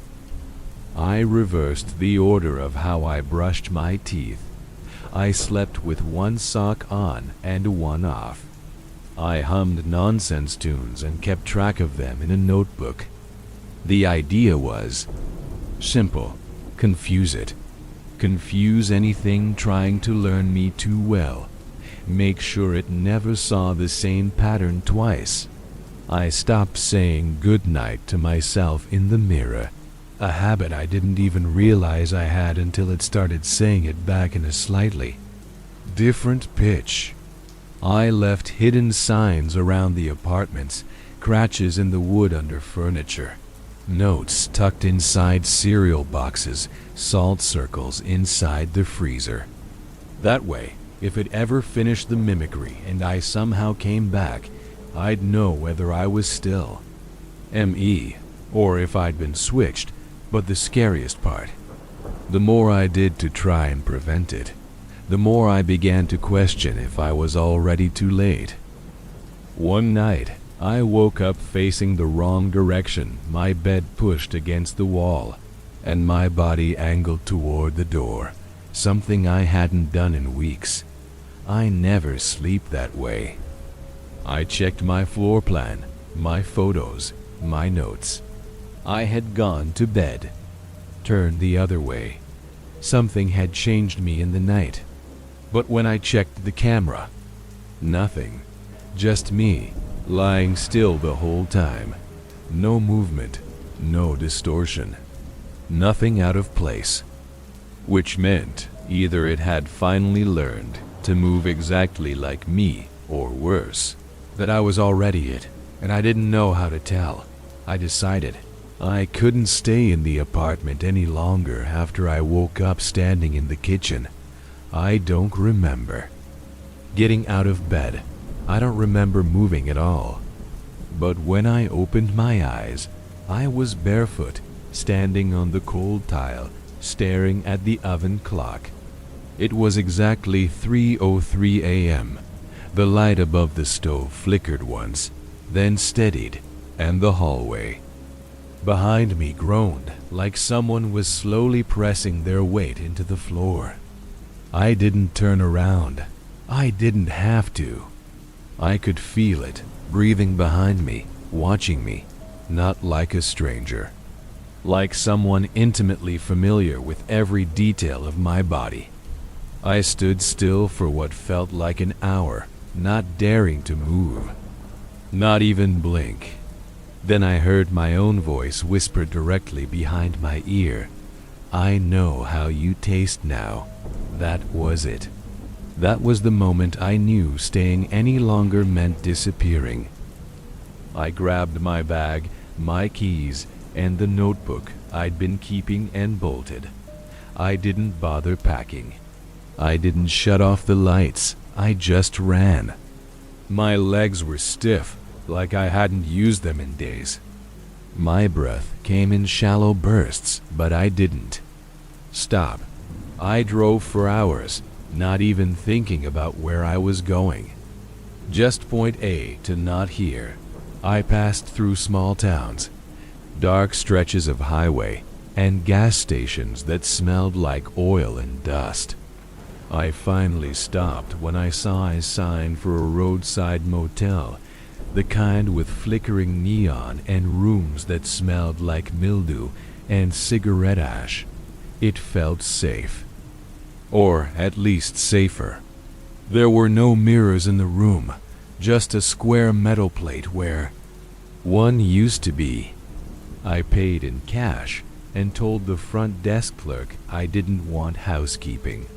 Then I locked myself in and sat on the floor until the sun came up. That first day, I tried to sleep. Just a nap, just enough to reset. But the moment I closed my eyes, I felt it. A tug in my jaw, like someone was trying to pull my face into a different shape. I jerked awake, heart pounding, drenched in sweat. I checked the mirror spot and found it had fogged. No glass, just metal, but it held the condensation like breath had hit it. I sat with my back to the wall all night, counting my blinks, repeating Mila's words, watching for shadows that didn't move right. By morning, my whole body ached. I felt like I'd been in a fight. My wrists were sore, like someone had been gripping them too tight. But there were no marks. Just this lingering sense that I'd been held down and forced to try on a skin that didn't quite fit. It didn't take long for it to find me again. These things don't need GPS. They don't follow cars or signals. They follow familiarity habits, breathing rhythms, thoughts. The first sign was the humming. I heard it while brushing my teeth, a low, rhythmic tone coming from the heating vent. I turned off the faucet, leaned close, and listened. It was humming the same nonsense tune I'd been using to confuse it. The exact one, same tempo, same rise and fall. I hadn't sung it out loud since leaving the apartment, only in my head. That's when I realized the worst part, it wasn't following my body. It was following my mind. I tried to leave the motel that night, but my car wouldn't start. The battery was dead. Brand new, but completely drained. I tried calling for a tow, but my phone had no signal, even though it had been full bars just hours before. The man at the front desk wasn't there. The door to the office was locked. I knocked and knocked, but no answer. I went back to my room and found the door ajar. I had locked it, deadbolt and all, but now it stood wide open. On the bed was a set of clothes I didn't recognize folded neatly down to the socks. They were all in my size, but I hadn't packed them, hadn't brought anything. And on top of the pile was a piece of thread, black, frayed at the end, just like the one Mila had given me. I picked it up and felt it pulse once in my palm before going still. That night, I dreamt I was sitting in a room made entirely of mirrors. Every wall, floor, and ceiling reflected me. But each reflection moved just a little bit wrong. One blinked too slow. One smiled too soon. One had no pupils. And in the middle of them all was a version of me that looked perfect until it started pulling at its skin, peeling it back gently, revealing a face beneath that was featureless, smooth like wax. And that face leaned in and whispered, "You made this easy." I woke up gasping, blood in my mouth from biting my tongue.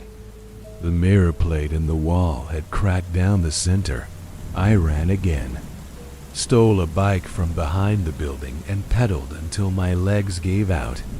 I collapsed near a diner that hadn't opened yet and sat on the curb until the sun rose. No one asked if I was okay. That was the first time I realized I might not look like myself anymore.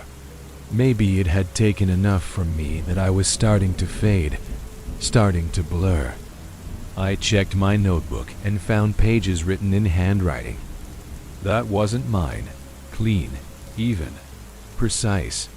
The entries weren't in my voice either. They were observations about me. Subject twitches left hand when lying. Subject hums 5 notes, skips 6th. Subject forgets 3rd rule under stress. It was using my own notes to refine its version of me, rehearsing, replacing.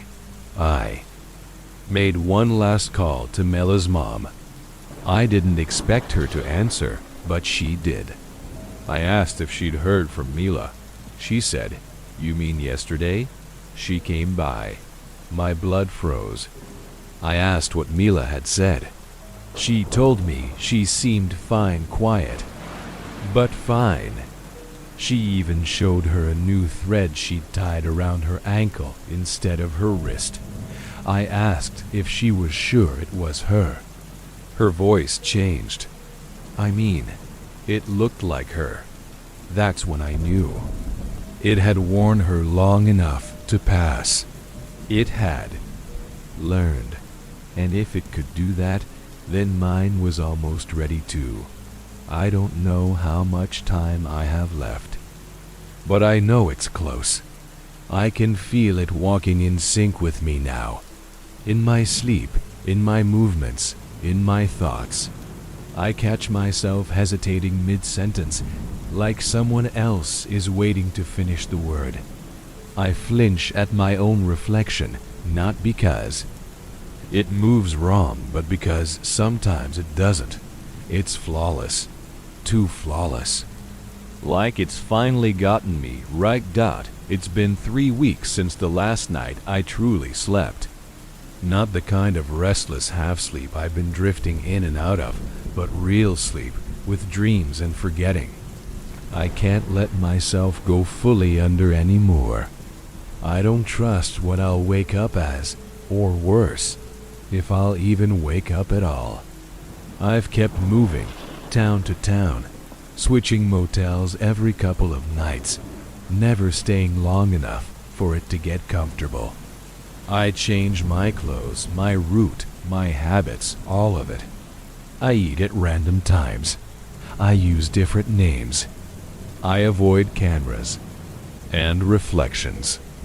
But despite all that, I know I've only delayed it. Because sometimes I'll catch people looking at me, strangers in diners, clerks at gas stations, and there's this flicker in their eyes, like something about me isn't sitting right. Like they're seeing two versions of me overlaid and can't quite tell which one is real. I've developed new rules now. My own. Rule 1. Never repeat the same sleep position 2 nights in a row. Rule 2. Never use the same mirror more than twice. Rule 3. If a thought feels too familiar like a memory you didn't earn, ignore it. That's it inside, trying to fill the space, trying to feel at home. I write these down over and over, longhand, because I've stopped trusting anything. Digital. One night, my phone's autocorrect started finishing my sentences before I typed them. Whole words, phrases I hadn't written yet but had thought. That was enough for me to throw the thing into a drainage ditch. I've been using a cane burner ever since. No cloud storage, no sync data. I don't even speak full sentences near it. I've learned silence makes it slower.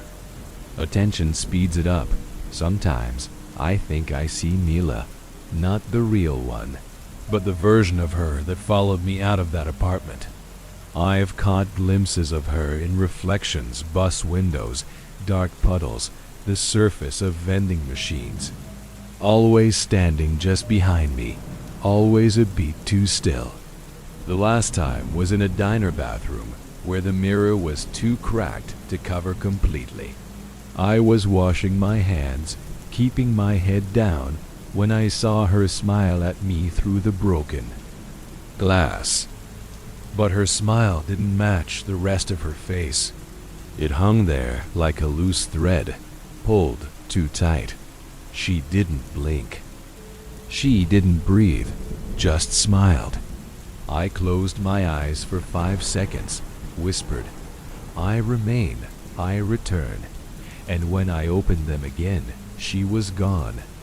But the towel I'd used to dry my hands was wet before I touched it.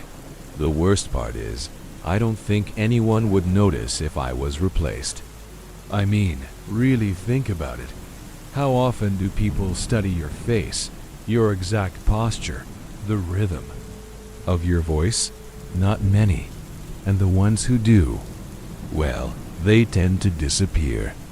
I've tried reaching out to my dad again, but every time I call, the line crackles, then cuts. I tried calling from a landline once. Someone picked up. They didn't speak, just breathed. Long, steady breaths, matching mine exactly. I hung up and ripped the phone from the wall. Haven't tried since. I think he's either gone or something. Answered for him. Either way, there's no help coming from that direction. A few days ago, I found a note in my bag. It was folded like I always fold receipts twice lengthwise, once down the center, and tucked into the zipper pocket I never use. The handwriting was mine, perfectly mine, but I didn't write it. It said, "You're safe now, let go." That's all. Just that. And the second I read it, I felt my hands relax, like my muscles remembered something I didn't tell them to do. That's how it works, I think. Not by force, not by violence, but by wearing you down until you're too tired to argue. It offers you peace, relief, the chance to stop running. All you have to do is let go, let it walk, let it blink, let it breathe. Last night, I fell asleep by accident, just for a minute, just long enough to hear it whisper again. But this time, it didn't sound like me. It sounded like someone else, someone heavier, older, more worn. It said, "I know how you end." That was the last thing I heard before I woke up gasping, the motel lamp flickering above me. I checked my eyes in the blacked-out TV screen. My pupils looked too round, my smile too flat. I watched myself sit there, trying to be still, trying to not betray the fact that I wasn't sure I was the one in the body anymore. Today, the hotel clerk asked if I was checking out, but I never told him I'd checked in. He said I came in the night before, didn't speak, just handed him a card. I have no memory of that. I was sure I hadn't spoken to anyone in 3 days. I asked him what I looked like. He shrugged and said, tired, kind of hollow.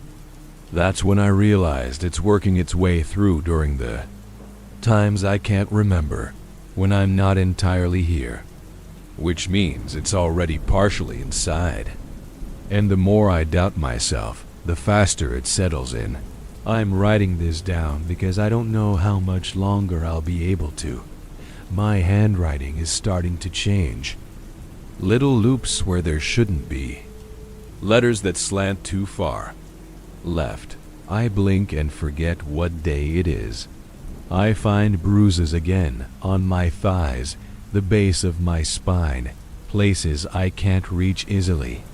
And just yesterday, I saw a message smeared in condensation on the inside of my motel window.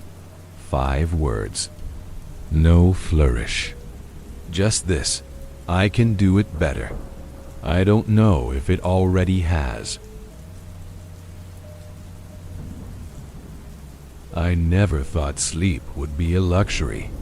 Not until I started chasing money like it was air.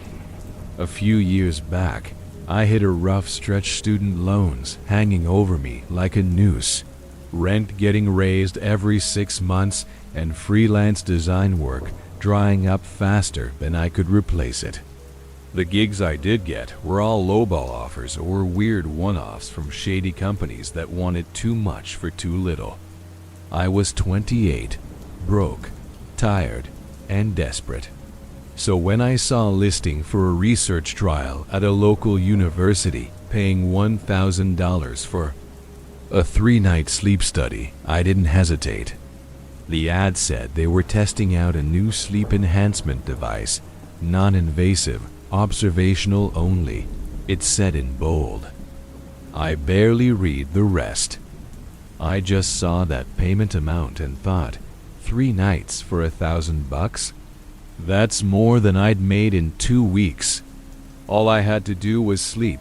I filled out the form that night. It asked all the basic stuff: name, sleep schedule, medical history.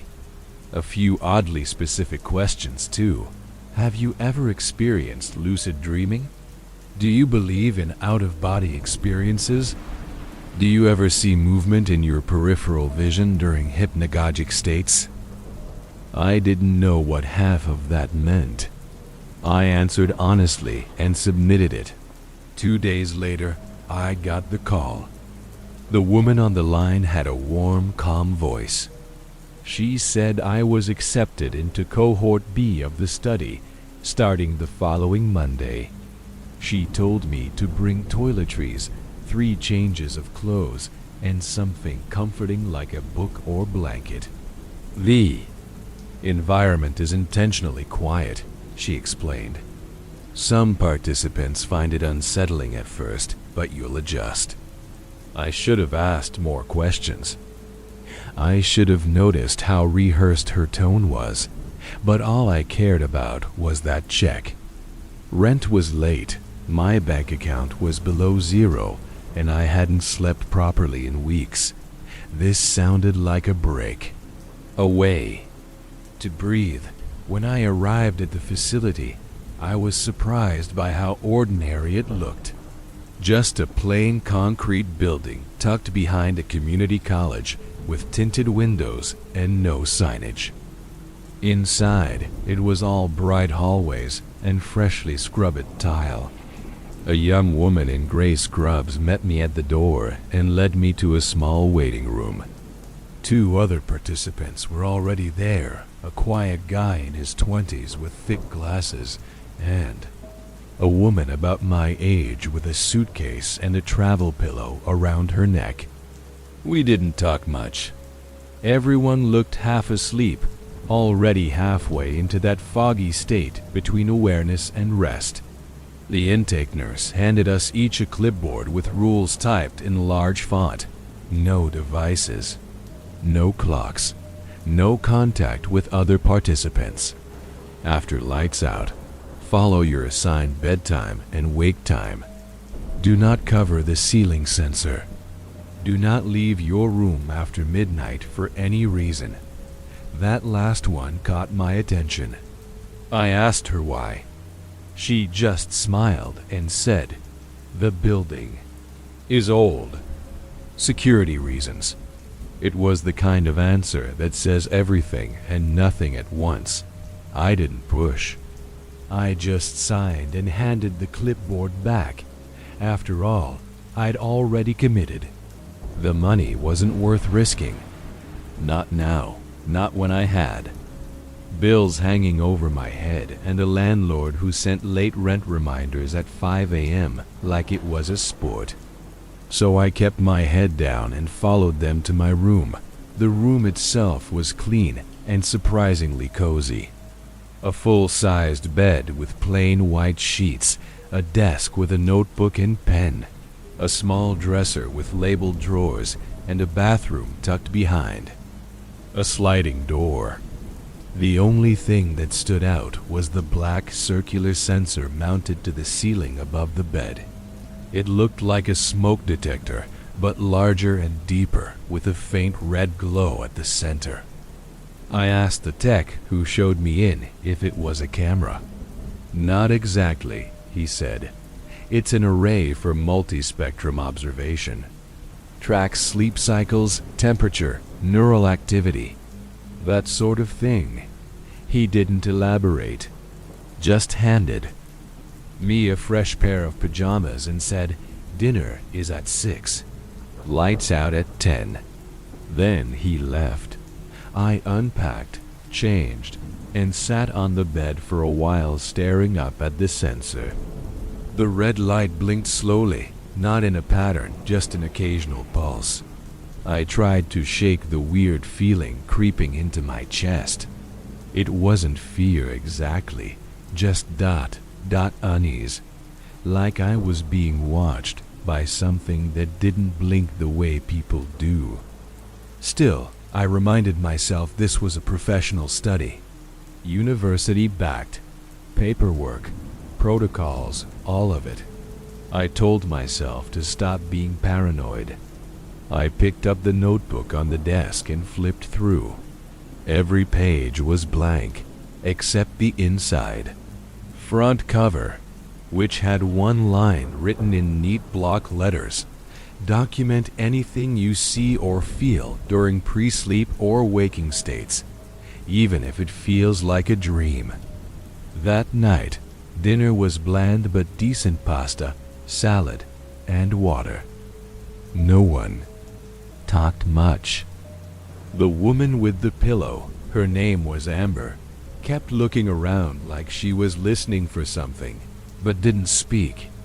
The guy with the glasses said his name was Devin, but nothing else.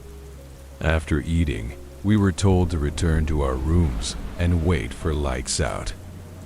I sat on the edge of the bed brushing my teeth and trying to pretend this was a hotel. But the silence was different here. Not peaceful, just empty. Like all the air had been drained out, and sound was something you had to earn at exactly 10.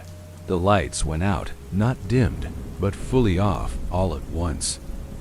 A mechanical click, then darkness. My eyes adjusted slowly to the faint red glow from the ceiling sensor.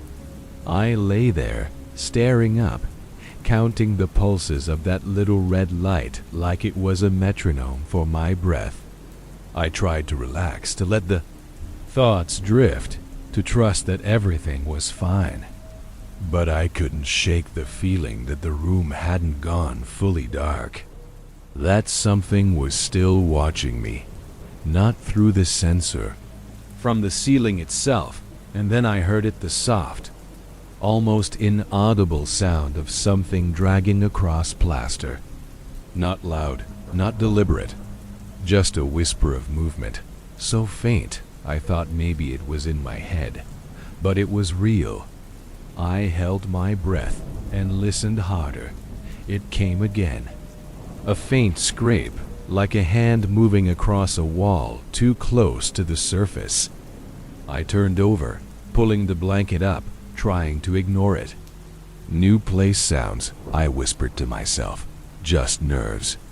Just adjustment. And eventually, I did fall asleep. But even in that first night, I dreamed of the ceiling. Of something stretched flat against it, unmoving, faceless, limbs bent, at strange angles. Just watching me. I woke up to the sound of my own voice, but I wasn't speaking. I was groaning. Deep, involuntary sounds pushing from my throat as if I were trying to scream without knowing why. My whole body felt stiff, not sore exactly, more like every joint had forgotten how to move all at once. I opened my eyes slowly and saw that red ceiling sensor blinking steadily above me. The bed felt colder than it had the night before, and for a second, I didn't know where I was.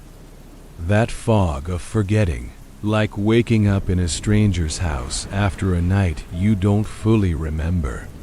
But then the smell of sterile fabric and cafeteria food drifted into my nostrils, and I remembered the sleep study, the $1,000, the rules, and that sound last night, the faint drag across plaster that I still couldn't explain. After showering, I joined the other two in the common room for breakfast. We sat in silence, each with identical trays of oatmeal, banana slices, and some vitamin-packed drink that tasted like chalk. Devin looked pale, like he hadn't slept at all, and Amber wouldn't look anyone in the eye. I asked if they'd heard anything strange. Devin barely shook his head. Amber muttered, "Just dreams," and went back to stirring her oatmeal without eating it. A tech came in and handed us each a laminated questionnaire. Standard stuff, rate your sleep, any disturbances, vivid dreams, sleepwalking history. I lead on most of it, said I slept fine. Marked no for strange noises. I don't know why. Maybe because saying it out loud felt like inviting it in. Like whatever had brushed the ceiling last night was waiting to hear me admit I noticed. The rest of the day passed in a weird haze. No clocks, no phones, just quiet hallways and empty time. I tried reading, but I kept getting distracted. Every time I looked up, I half expected to see something crawling across the floor or peeking around the doorway. I even went back to my room just to double-check the ceiling was still intact. The red light blinked steadily, and the surface looked normal, flat, white, boring. But something about it felt off, not visibly, but spatially. Like the ceiling wasn't a ceiling anymore. Like it was just a thin layer between me and something watching. By dinner, everyone was tense. Devin's hands trembled slightly as he lifted his fork. Amber asked the nurse what time it was, and the woman gave a rehearsed smile and said, "It's about the same time it was yesterday."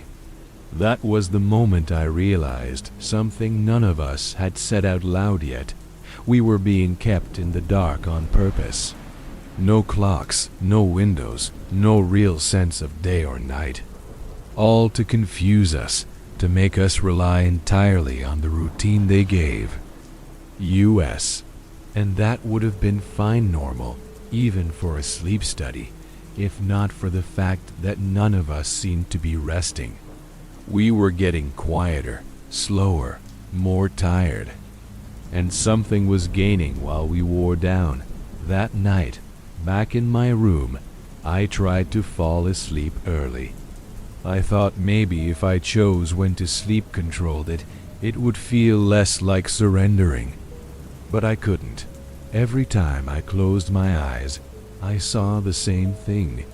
The ceiling, with something stretched across it. Arms and legs wrong, like a marionette strung too tightly.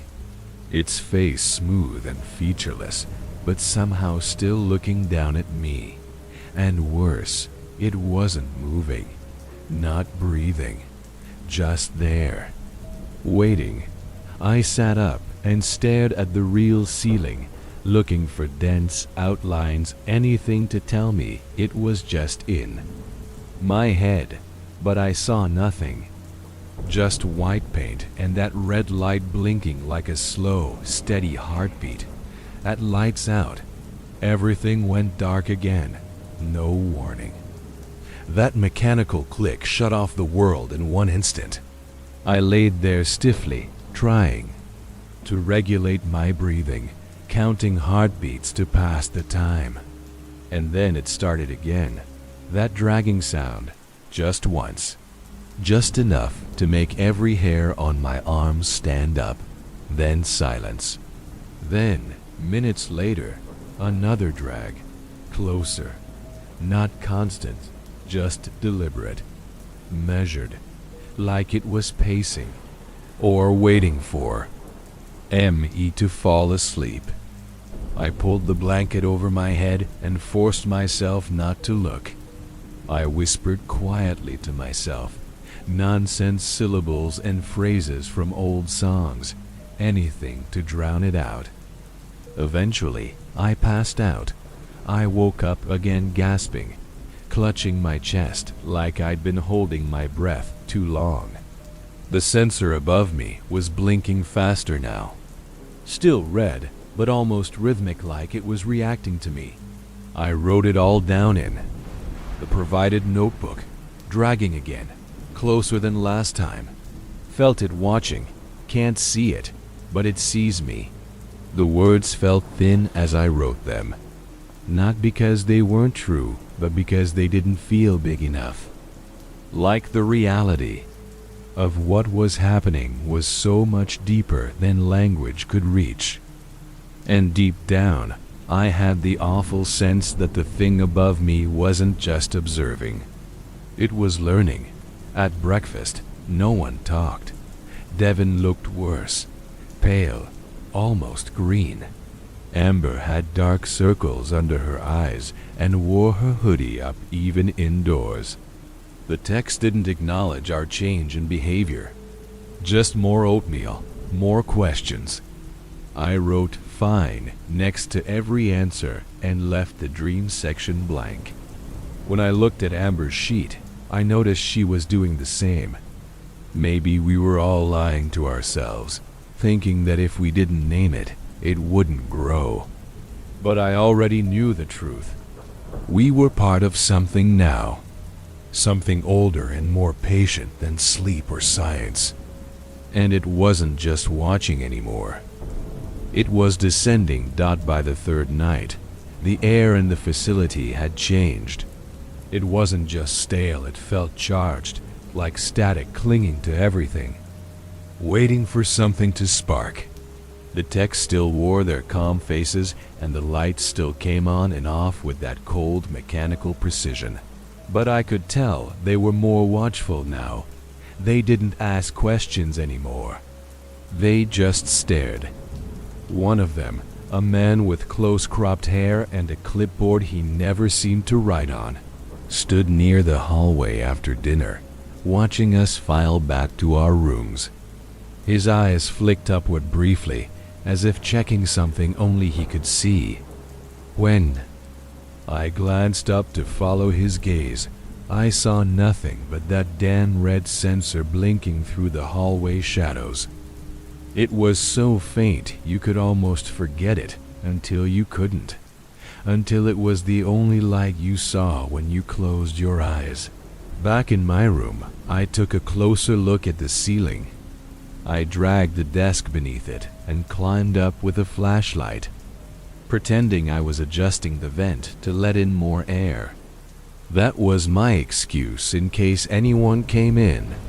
But really, I just needed to see, to confirm it was still just plaster and paint and wires.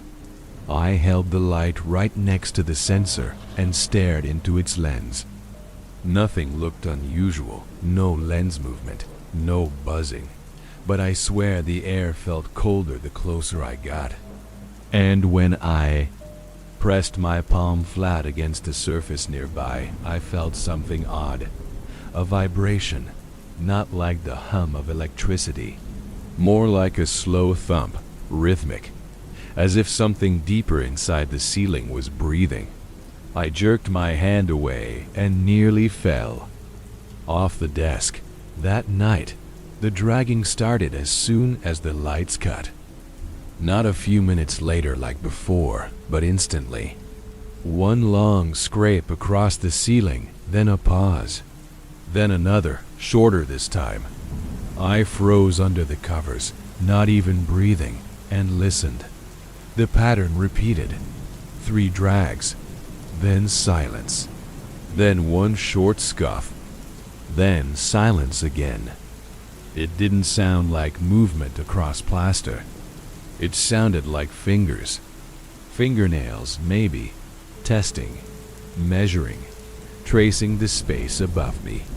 I clenched my eyes shut and started humming softly, the same tune I used when I was a kid to block out nightmares.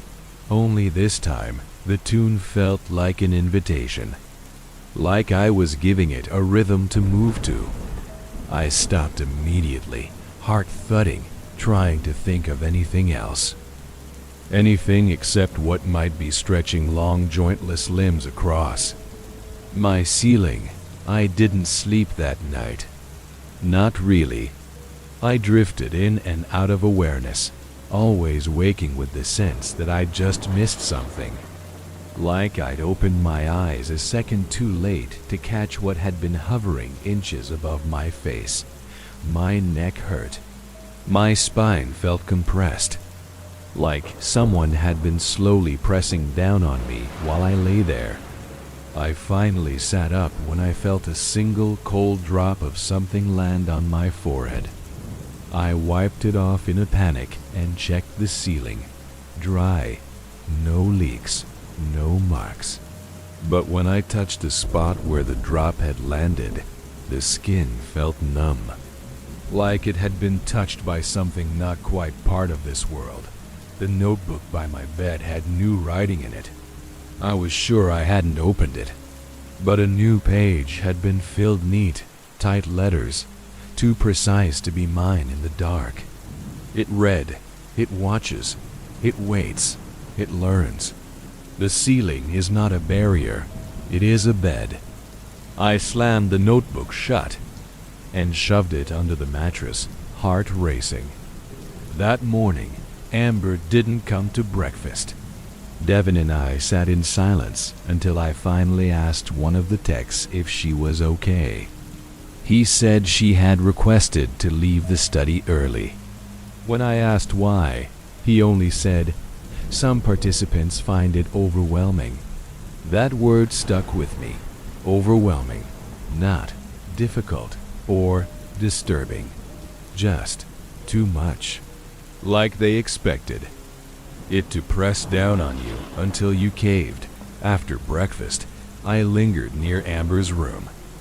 Her door was shut tight, no noise inside, but I saw something strange. Just beneath the door frame, the floor was scuffed. 3 long scrapes, parallel and faint, but there. Like someone had been dragged back in, feet scraping the tile. I looked closer. One of the marks curved at the end, like a foot twisting mid-struggle. I backed away quickly and nearly bumped into the clipboard tech. He looked down at the marks, then up at me. No expression. Just said, "Best not to let your imagination run wild." And then he walked away. I didn't say anything. I just nodded. But in my head, all I could think was, "You saw them too. You're not surprised." That night, I barely made it through the light cutoff. My hands shook as I climbed into bed. I had pushed the desk and dresser against the door, not that it would help. Whatever this was, didn't care about locks or doors. I stared up at the ceiling, waiting, and for a long while, nothing happened. The silence stretched, minutes, maybe hours. Until finally, I began to relax. Maybe tonight it was gone. Maybe it only came for Amber. Maybe I was next. That's when I heard it not. A scrape, not a drag but breathing. Right above me. Slow, steady, wet. Like air being pushed through open lips inches from my face. I didn't move. I didn't even blink. I just lay there, frozen, listening as the exhale timed itself with my own breath. Not copying, anticipating. Like it knew exactly when I would inhale and waited to meet it in the middle. When I finally worked up the courage to sit up, the sound stopped. Just gone. No trailing off. Just a hard, sharp cutoff. I turned on the bedside light, expecting nothing. But I saw something. A single handprint. On the ceiling. Pale, wet, smudged. Like someone had pressed an open palm against it from the inside, and it wasn't shaped right. The fingers were too long, too thin, and they curved slightly backward. I didn't tell anyone about the handprint. Maybe I should have, but part of me knew they already knew, or worse, didn't care. The techs barely made eye contact that morning. No one mentioned Amber. Her name had disappeared from the clipboard, her notebook gone from the lounge. Devin didn't speak. He barely ate. His hands stayed locked together in his lap, eyes fixed on the middle distance like he was waiting for something to finally snap. I thought about showing him my notebook, proving we weren't alone in what we were experiencing. But I hesitated, because something deep in my gut whispered, "Don't give it your name. Don't share it. Don't spread it." And maybe I listened because I already suspected this wasn't a nightmare. This wasn't a thing we were imagining. It was something real. And real things don't always go away when you speak them out loud. Sometimes they grow stronger. That afternoon, I tried to sleep during daylight hours. Not real sleep, just a nap in the chair near the desk, facing away from the ceiling. I thought maybe if I didn't lie down, it wouldn't come. But the second I drifted off, I felt it. That cold pressure against my shoulders. The unmistakable sense of something lowering itself slowly toward me. I snapped awake, gasping, and nearly fell from the chair. The red light on the sensor above the bed was blinking erratically, now not the slow, timed pulse it used to have. It was faster, twitchy, almost panicked.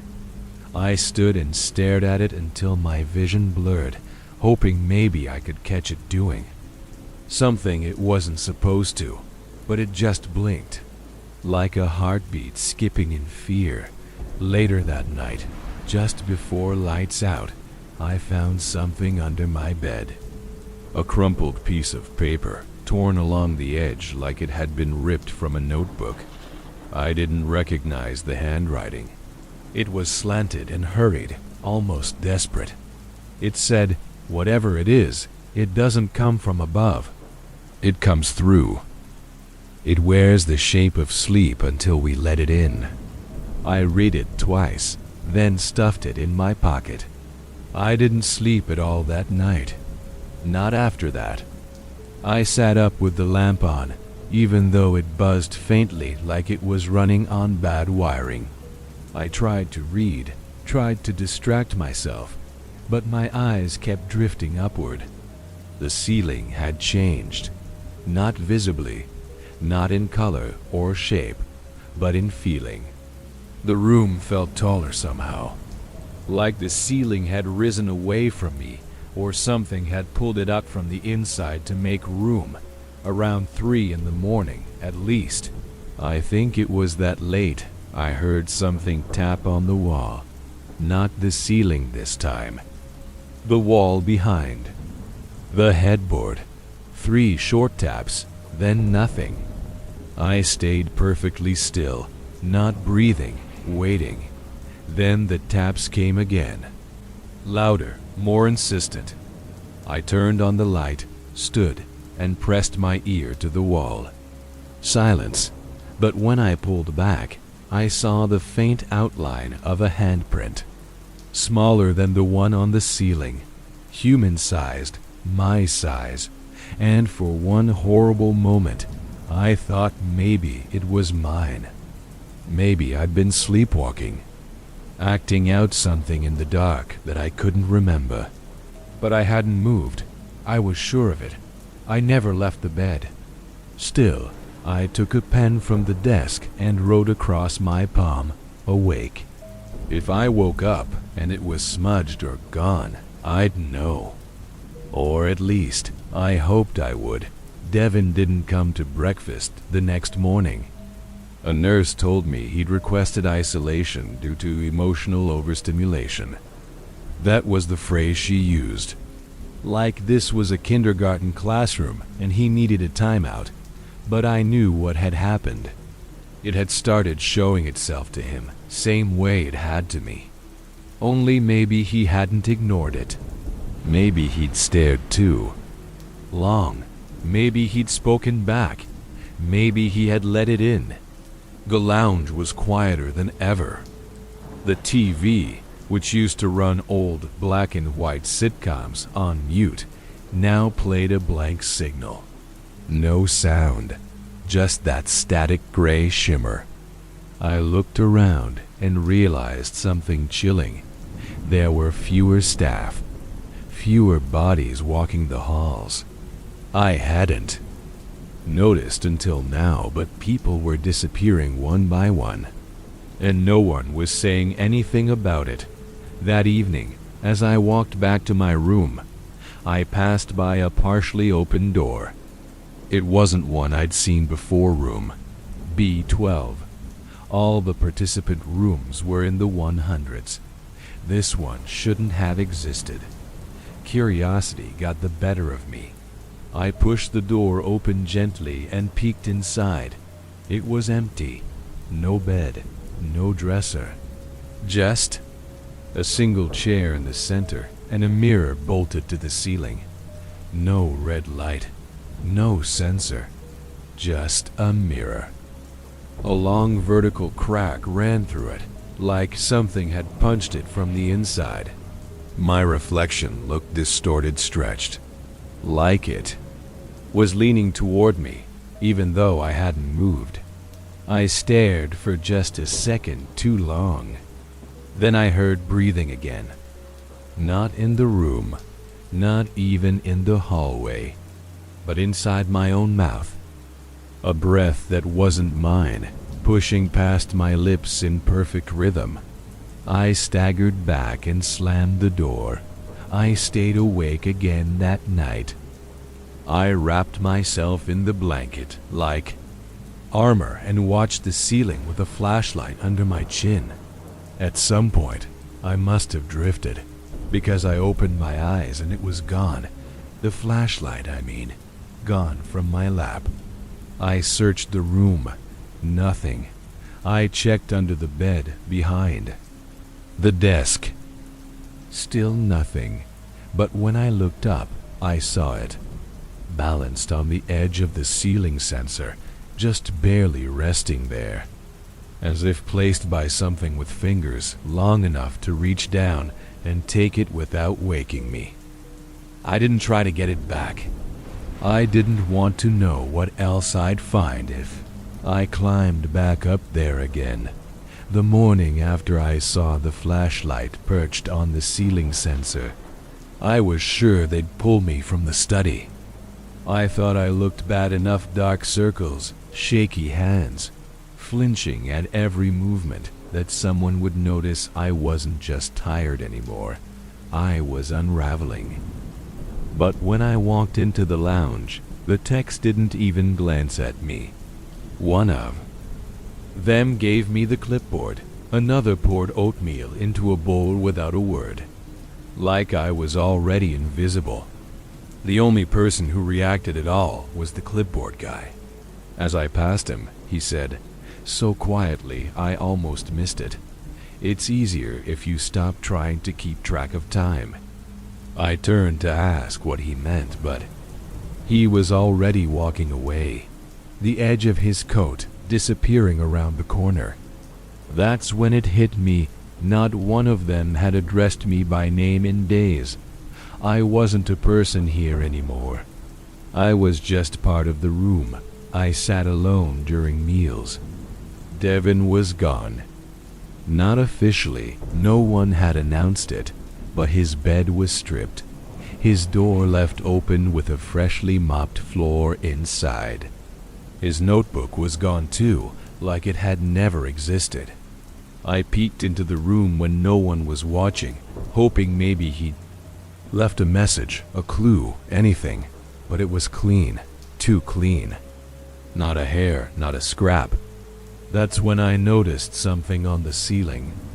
Not a mark, but a difference in the paint, like a slightly darker square, as if something had been taped there and removed, or someone had left through it.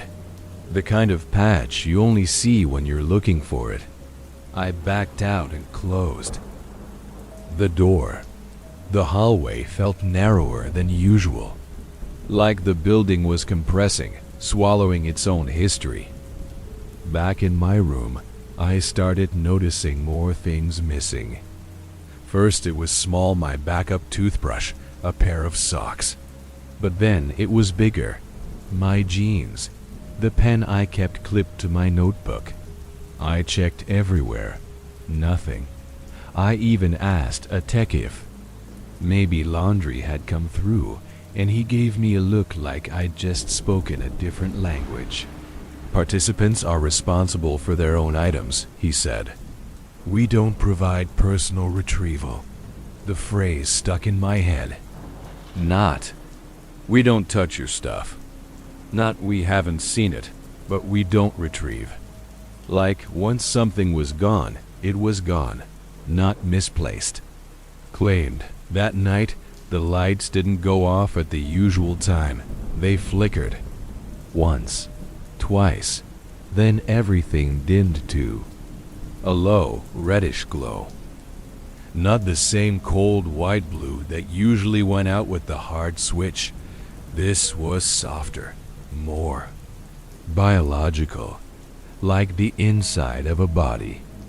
I stood up slowly, heart thudding, and reached for the wall switch out of habit, even though I knew it didn't do anything.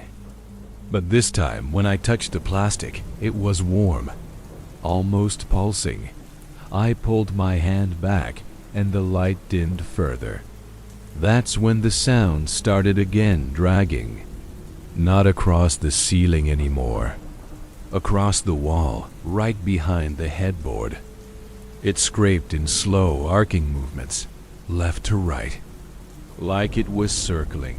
I backed toward the door. It was locked. I hadn't locked it. I turned, yanked the handle, nothing. Then I heard the sound shift again. Now it was above me, but not flat, not on the ceiling, inside it, like someone crawling through layers of drywall and wires, but the thumps were too spaced out. The timing wasn't right. It wasn't crawling in the usual way. It was hanging, arms wide, waiting to drop. I hit the call button on the wall. Nothing. No beep, no light, no voice. Just a dead switch. I backed into the corner of the room, pulling the dresser with me, blocking the vent just in case. The only place it could still reach me was from above. I don't know how long I stood there, flashlight in one hand, notebook in the other. Hours, maybe. The red light blinked steadily again, but something felt different. It wasn't just watching anymore. It was mimicking. I started to realize that everything missing, my clothes, my flashlight, even the handwriting I didn't recognize. In the notebook, it was all part of it. It was learning to be me, or learning to wear me. Like it was slowly collecting the pieces it needed to step in and take over when I finally fell asleep for good, around what must have been 3 or 4 in the morning. The light died completely, not flickered, just went out. Total blackness. I couldn't see my own hands in front of my face. I turned on the flashlight, but it was gone. Again, not under the dresser, not on the bed. Just gone. That's when I heard it. Not a breath this time, a whisper. Right by my ear. It didn't say anything I understood, just a moist string of syllables, slurred and wet, like someone trying to speak underwater. I screamed, not loud, not out of choice, just instinct. But it came out muffled, like my voice had to pass through someone else's lungs first, when the lights returned sharp and sudden. As if nothing had happened, I was on the floor. My hands were raw, the palms red where I must have scraped them against tile. I checked the ceiling. The sensor was blinking again, steady and slow, like it had never changed. But there was something different. A message on the wall, written in what looked like charcoal. 6 words. You are already in the ceiling. I ran to the door, pounded until someone came. They opened it like nothing was wrong. Just looked me over and said, "Nightmares are common. You're safe now." And they left the door open as they walked away. I stood there in the doorway, frozen. Because right then I realized something. They didn't ask what I saw. They didn't ask why I screamed. Because they already knew. They knew it was coming. They knew what it needed. And they were just waiting for me to break. I didn't go back into the room that night. I sat in the hallway with my back against the wall, arms around my knees, watching the red light over my door blink like some tiny mechanical heartbeat. It was the only light left in that corridor. All the others were dead or flickering, casting weird, moving shadows that never matched anything around them. I could feel it watching me, still not from above anymore, but from inside me. Like it had learned my schedule, my fears, my voice. I started whispering to myself just to hear something that still felt like mine. Every so often I glanced at the open door, half expecting to see myself standing in there, staring back. Eventually, one of the techs came by. Not clipboard guy, someone new. Or maybe someone I hadn't noticed before. His face was oddly smooth, like his features hadn't quite settled. He squatted next to me and said, "Rooms are for sleeping. You'll feel better if you go back inside." His voice was even friendly, but something about the way he said "sleeping" made my skin crawl. I told him I couldn't go back in, that there was something wrong with my room, something watching. He smiled and said, That's part of the process. Your perception is shifting. It's working. Like this was all on purpose. Like they wanted us broken open so something else could crawl inside and live there. I tried to leave then. Really leave. I asked to withdraw from the study. The request form was just a blank page. I filled it out anyway. Name, date, reason, you know why. I handed it to a woman in a lab coat who took it without reading and told me someone would review my status. Hours passed. No one came. Meals didn't arrive. The hallway got colder. The lights flickered harder. My hands shook constantly. Every time I blinked, I saw that handprint on the ceiling again, and worse, I started hearing something new. Not the dragging, not the breathing, but humming. A low, childlike hum coming from inside the vent above my bed. It matched a tune I didn't know, but somehow remembered. As if it had been mine once, a long time ago. That was the night I decided to escape.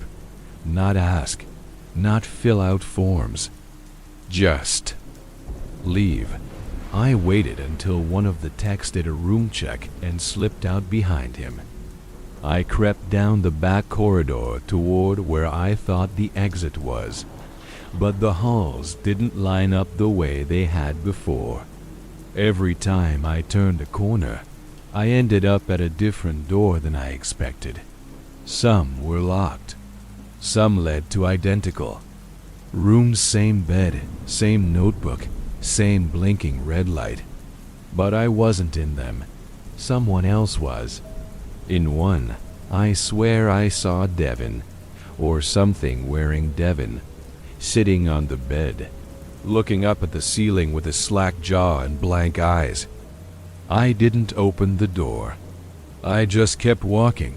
Eventually, I found a stairwell. The door opened with a scream of metal, like it hadn't been used in years. I ran down 3 flights, my footsteps echoing in a spiral that didn't seem to end. But when I finally pushed through another door, I came out, back at the lounge. Same chairs, same TV, only now the screen was on and it was showing my room. Live footage, me asleep. Only I wasn't there. I was in the lounge, watching myself. Lie in bed.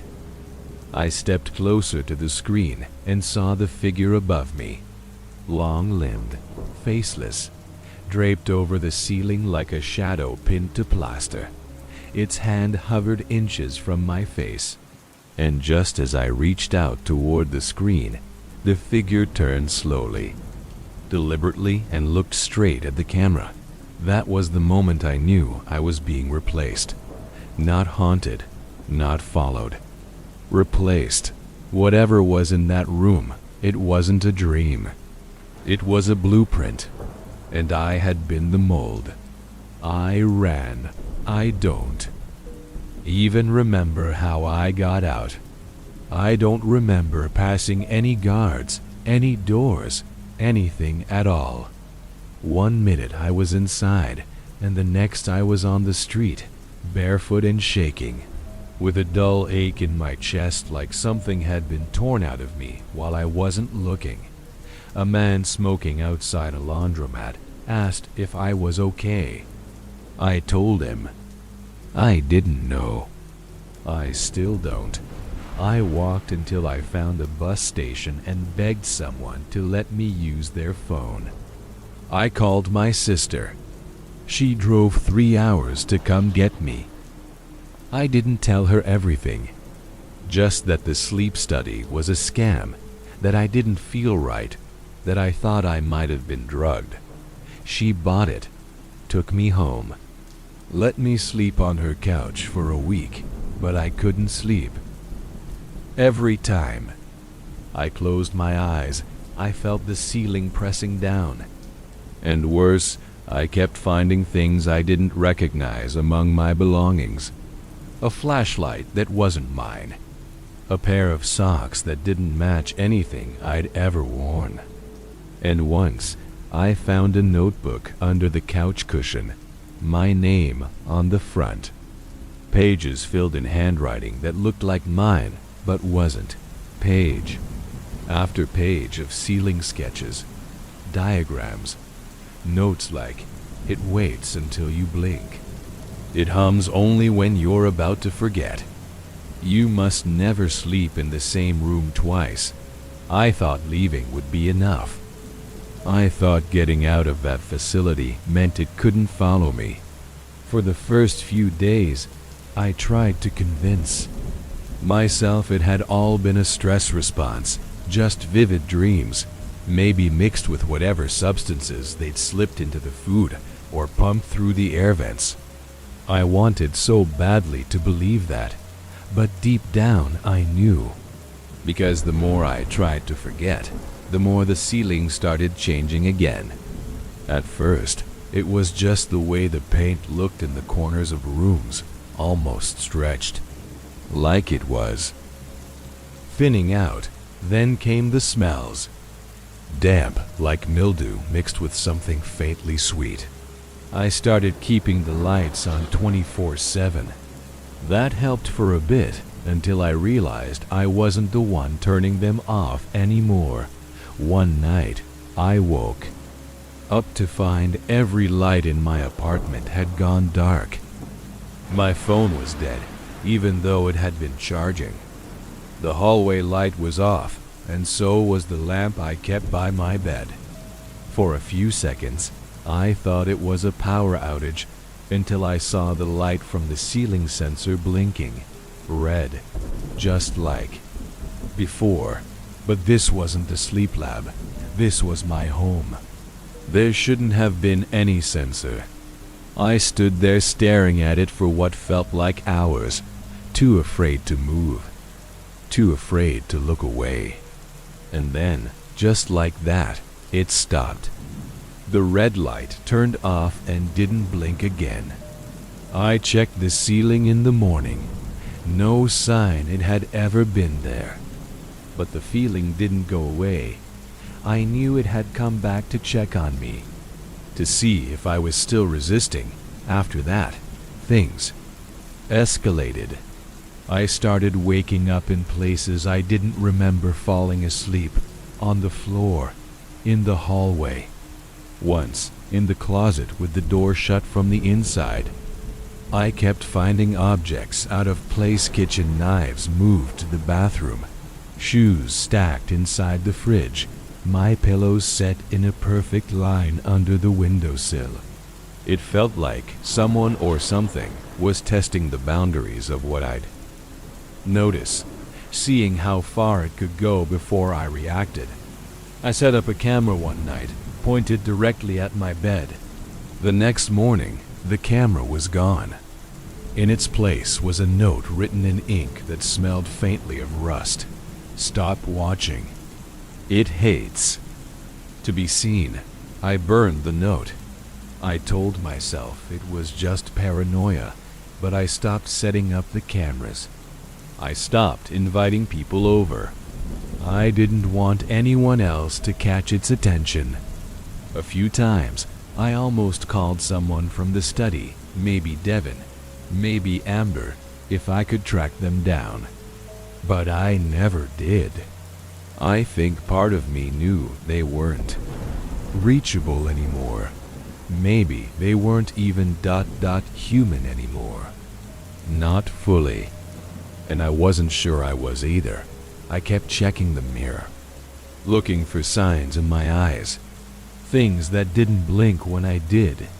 Movements that weren't quite synced to my own.